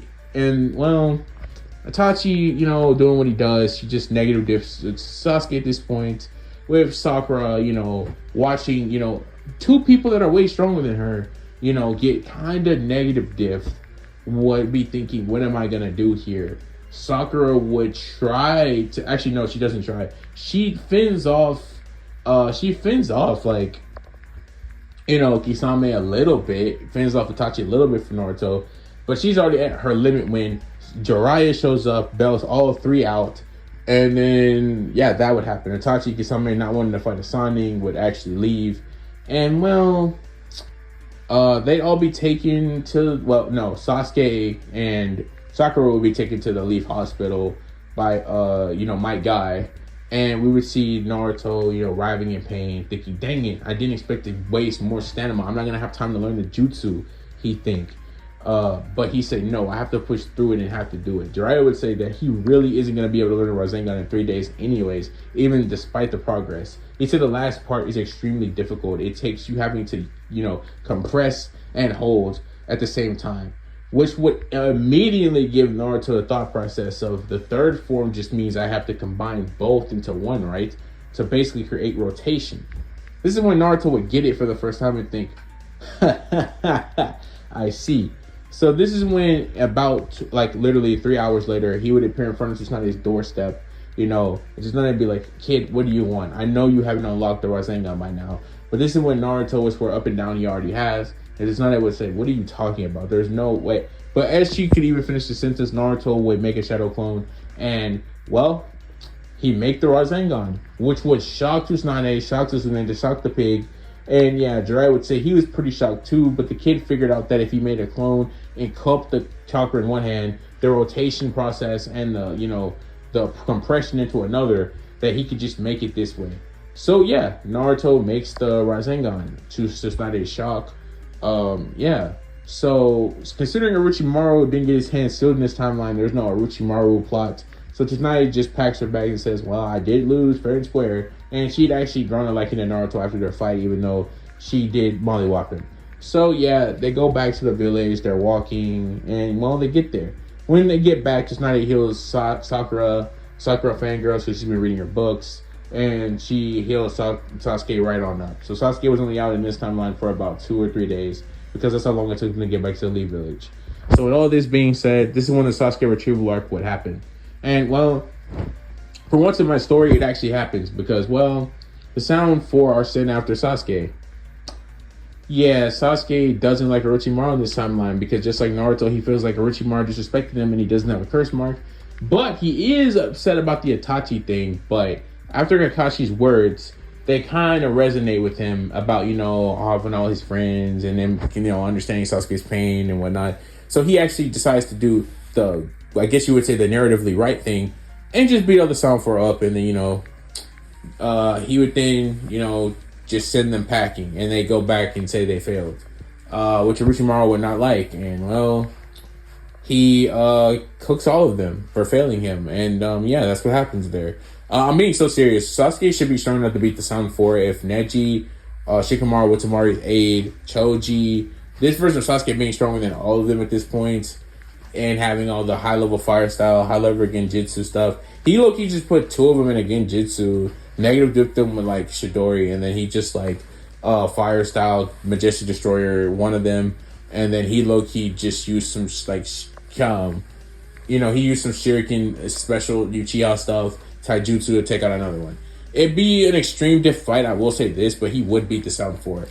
Without Kimimaru, who wouldn't have come, obviously. He was a secret sin for Orochimaru because, Naruto met him in the forest. So it would just be the actual Sound 4 at this point. So yeah, Sasuke never gets taken. He reforms this to Tsunade because she's, taking place for Hiruzen now. And yeah, this would happen. Sasuke stays in the village. This is when we would see a 3-year time skip where the events in the story take place as follows. We would see the Akatsuki get deleted. I know people don't like this when I do this, but no, the Akatsuki, they get deleted. Because between this time and now, yeah, it would take 1 year of training for Naruto to master Sage Mode. It would take him 1 year to master all his breathing forms. Right, completely. And it would take him just 1 year to master total concentration, constant breathing. So, yeah, Naruto with max thunder breathing forms, max potential and power, 2 OP. And the Leaf also has Sakura Haruno, who is millions of times stronger than the original because by now, Sakura has learned the 1st, 2nd, 3rd, 4th, 5th, 6th, 7th, 8th, 9th, 10th, and she's even invented the Gyu's 11th form, Dead Calm. In 2 years. It took her 2 years to do all this. She's refined the breathing like Naruto. Because she has great chakra control, so she can make up for it with her great chakra control. She's practically mastered Water Infinity, and she's also at the same level as Shippuden when it comes to her Lady Tsunade work. So she has the Bakugo seal. She can use the chakra punches, the chakra kicks, amplification, medical ninjutsu. So yeah, she has all that stuff. So Sakura is now like an elite level Jonin for the village at this point, with all this stuff being said. And then we see Sasuke, who got sent to the snake stage by Jiraiya, before he left the village with Naruto to, do the training arc. And he'd be like, this will be able to probably help you get stronger. So Sasuke would unlock snake stage mode. And well, yeah, he would learn this in a year. So Naruto and Sasuke pretty much learning everything they can from their masters in like a year. With Jiraiya trying to urge Naruto to learn like the Rasen Shuriken, because he tells him that it's not a complete jutsu, like the Rasengan is a complete jutsu. An incomplete jutsu. So he'd be like, yeah, learn that. So Naruto would spend 6 months on this. He learned it in literally like actually scratch that. He learned it in 3 months. Actually, scratch that. He learned it in 2 months. Actually, scratch that. He learned. Okay, my bad. I kept seeing scratch it, but like, he would learn it as fast as he does in the original, because this is like a 3-year time skip. And just safe to say, Naruto and Sasuke, after hearing about all the Biju disappearances, man, they actually start hunting the Akatsuki, because Sasuke wants to beat Itachi, and Tsunade knows Naruto, Sasuke, and Sakura are her best. And Kakashi has been getting stronger as well, actually being able to use the Kamui faster, more impressive, like he kind of does in the war arc this early in the story. So yeah, Shiloki sends them out to hunt Akatsuki members, and we would see the team like destroy Akatsuki, like low key. First they would go after Deidara.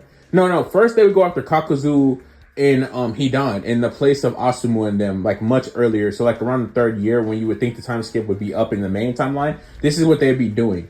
They would defeat Hidan and Kakuzu as a 4-man team, with Naruto, Sasuke, and Sakura's teamwork all improving to the levels of like the signing, because they're all older, they matured more, they are willing to work more, they've lost kind of some of their childish things about just thinking of each other as rivals, and they're all strong enough to the point where they all respect each other's strength.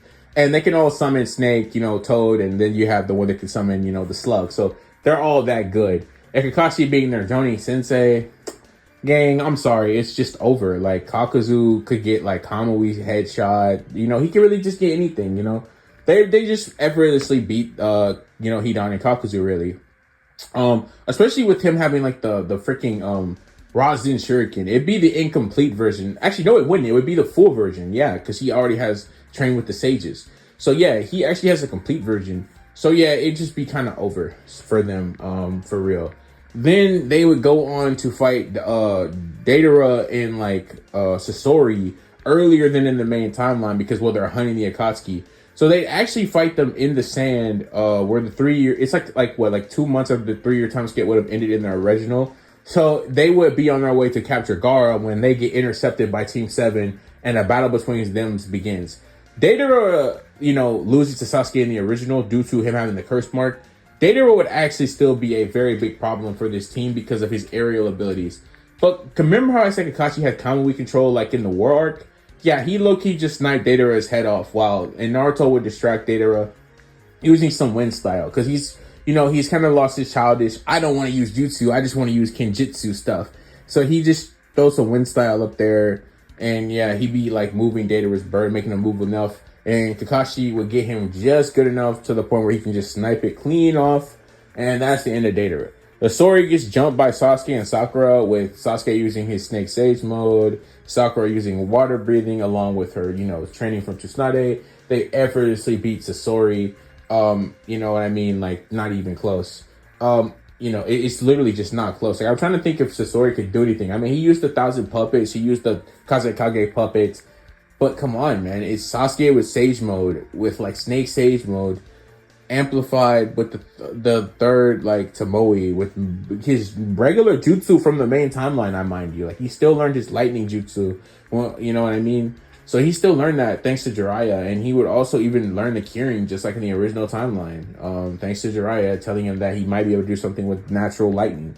So yeah, and he also still have access to the gates, and he'd also still have access to, and he actually gained access to what I said he was learning before, which he never got to show off, but it was the lightning cloak, or like a really low level version of the lightning cloak. So yeah, Sasori literally is just taken away by Sasuke's speed.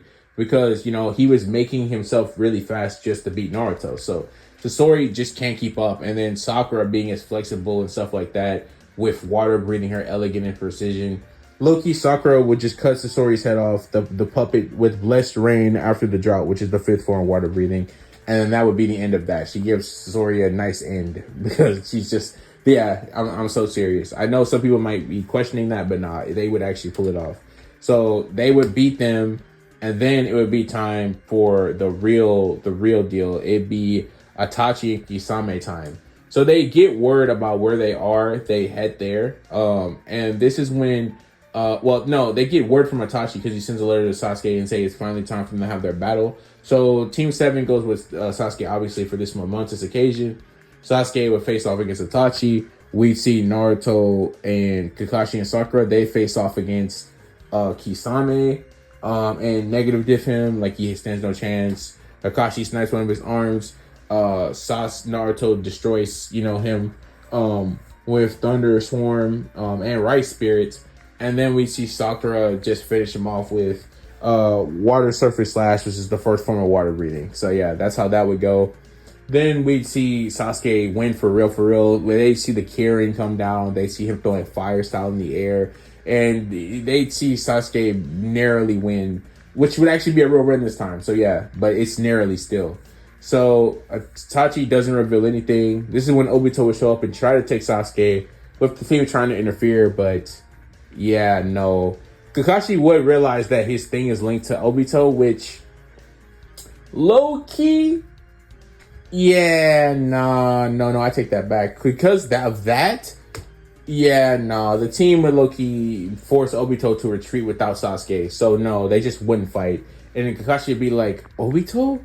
Thinking that, that couldn't have been. But he knows it would have to be for them to have a linked Sharingan. There's just no other way. And he'd be like puzzled by this and deep thought by this. But this is when the team would get him out of his funk. And well, they would head back to Konoha reporting all of this to Lady Tsunade. But they would be like, the job still isn't finished though. We still have to beat the rest, the Hokage, like the leader, and so on and so forth.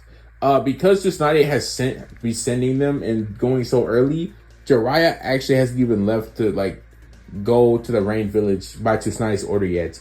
So this is when we would see Jiraiya, Naruto, Sasuke, Sakura, and Kakashi, after getting like 3 days of rest, they all head to the Rain Village to confront the so-called leader of the Akatsuki. And well, yeah, this doesn't go well for Pain. No, not for Pain. He has to fight Naruto, Sasuke, Sakura, and Jiraiya. Pain literally said if Jiraiya knew their secret, he would have beat them. So imagine these high level like shinobi coming to your village, like your Loki cook, and being in the Rain Village. They're just amplifying Sakura's breathing style because her fighting style is better within water. So Rain would vote much better. So they would pull up, Conan would come out. She'd be like, so I'm assuming you're here to face us. The 7 Paths of Pain just pull up. They don't even play any tricks because it's not a 1v1 like they were against Jiraiya and what's it called? It's like, like all 5 of these strong, 5 of these strong shinobis. Like, in fact, the strongest in the village. And Pain would be thinking he's going full out because he knows Naruto's been like 9 tails in Jinchuriki. So he's looking at this as a good thing because there's a chance to take him. Yeah, no. Naruto uses Thunderclap and Flash 8-fold, cuts off all the heads of the Pains, except the Ashura path because he's able to react to it. This is when Sakura would use Striking Tide against Ashura. Ashura would be able to counter this pretty good with Almighty Push. He sends Sakura flying. Sakura would be able to recover using Bison. She used Waterfall Bison, which is the 8th form, like Tanjiro did when he was fighting the thing in the air, to stay from taking like actual like fall damage. And then we see Kakashi just try to snipe Ashura's head off. He missed but get the arm. And this is when Pain would be thinking there's no way that he just took down every Pain with the one attack to the neck. But I'm being so serious. Naruto is that fast, that strong, that capable. In fact, Naruto already knew the minute he saw them, he was deleting them from existence. He actually would have even cut Conan's head off too, which he hadn't even realized he had done yet. But it didn't really matter though. I'm talking about like Pain hadn't realized, but it didn't matter because Conan's paper. So yeah, she actually wouldn't have died to that. But yeah, so then we would see like him think this is ridiculous, right? Like there's just no way that this Jinchuriki is this strong. He be thinking, I actually have to use Shinra Tensei right here, right now. But yeah, nah, this is like War Kakashi level combo. So he would snipe again to Pain's shock, snipe an arm this time, another one, which would be his other arm. And well, you can't form jutsu without arms, so this is bad. So then we would see Sasuke jump in the air, release a actually probably as strong as a Madara level majestic flame destroyer, pretty much incinerating Pain. This is when Jiraiya would realize he literally didn't have to do anything in this battle, and that all these people here are stronger than even him, Asane. This is when we would then see, you know, Naruto using Sage Mode. He would sense where Pain is by grabbing one of the rods, or Nagato. This is when Team 7 and Jiraiya would make their way there, with Konan trying to beat them there to protect Nagato, which, you know, she clearly doesn't. She comes in after that, and, you know, Naruto is giving his Talk No Jutsu speech to Nagato, which actually would still happen because Naruto does want to become Hokage, and it's actually kind of progressed more into his Shippuden self, while also still keeping some of the traits that he had as a kid in this version. So like, he's still dedicated, still the mission. He's just like a really good shinobi, but not a terrible person. But he's not afraid to, you know, finish someone like he would be. He's not afraid to finish someone in the regular timeline, but you know what I mean? He's more serious but calm. He's literally like Minato. Like, I'd say he's just like Minato in terms of personality at this point. So he do his Talk No Jutsu, and well, that's it. So after all this happens, Pain is like, okay, that's cool. And well, you know, he gets finished, and, you know, they actually take his eyes because, well, Pain tells him to take his eyes so nobody else would get them. Konan would be sad, but she would just leave, basically, because she has no, you know, purpose to really live anymore. And this is when Jiraiya would try to talk to her. Konan, not having any of this, would just leave. And, well, they have the eyes, so you can assure one thing. Obito knows he's going to have to come and get, you know, the eyes from the Nine Tails. Obito would try this. It would horribly fail. He gets cooked this time because they know it's him. Madara doesn't revive. Kaguya doesn't revive. Zetsu can do nothing. In fact, Zetsu would get caught by Naruto, and he just get cooked as well. So no, there's not even Zetsu anymore. So yeah, the Akatsuki get literally just cooked by Team 7. They get cooked by just one village. They only were able to get, now they were able to get 2 through 6 tails. So, you know, the Akatsuki did pretty good in this timeline. But they wouldn't get the 7th, 8th, or 9th. And they wouldn't even get the 1st. So yeah, they didn't even really get halfway through their goals before they all just started getting cooked by Team 7. So yeah. And so we would pretty much be like, what, like a year and 4 years into the, like, this would be, at this, throughout all this to take place, 4-year time skip from the original. This is when we would then see Naruto standing on top of the village, thinking how it's been a lot he's been through. He's been through tons of stuff. But this is like the day that he's going to truly become the fastest in the village.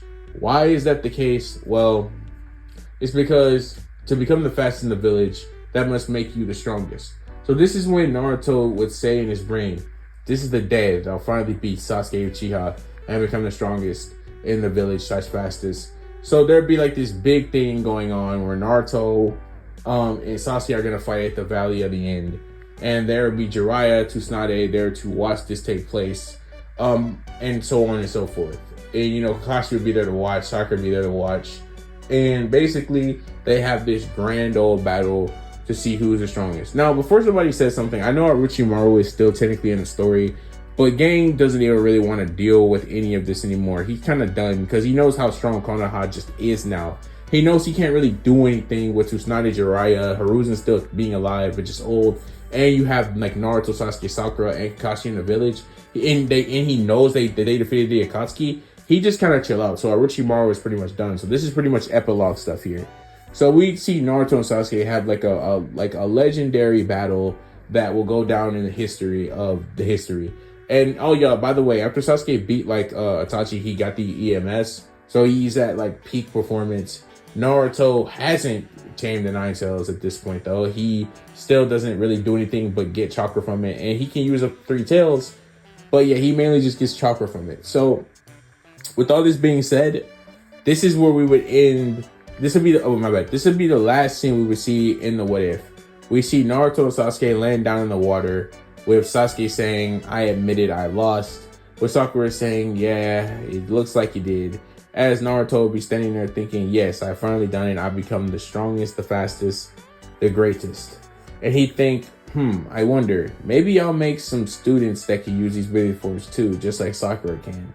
And with that being said, this would be the last thoughts and scene we hear, with Naruto smiling, having accomplished his goal, and thinking, "I'm gonna make a great Hokage."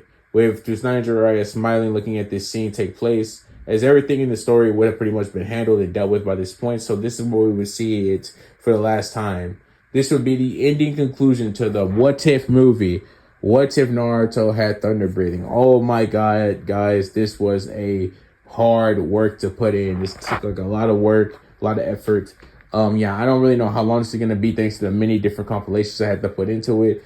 But yeah, if you guys didn't like the abrupt ending and maybe you wanted to see me do something with Orochimaru or whatever, or maybe you wanted to hear more about the Sasuke and Naruto fight, I could have done that for you, but frankly speaking, nah, man. No, Naruto with the max level of thunder breathing, max chakra output, and all that type of stuff, it just wouldn't matter. I know I didn't say this, but Naruto also beat Sasuke. If you want to know how he beat Sasuke, he beat him using the Flaming Thunder God, the 7th form. I probably should have said that, but that's how he beat him. He finally showcased it for the first time in this battle, funnily enough, against Sasuke. So he speed blitzed. The fun fact is the battle low-key ends immediately because he just speed blitzed Sasuke with Flaming Thunder God, slices his chest open, and Sasuke didn't even get to fight. So that literally just made him the fastest and strongest shinobi because Sasuke is the only one in the village that can even contest Naruto at this point. So yeah, that's why that happened. So yeah, with all this being said, that's the end of the What If movie. If you guys did enjoy, leave a like. Thank you for watching. And yeah, I'll catch you guys in the next What If. Deuces.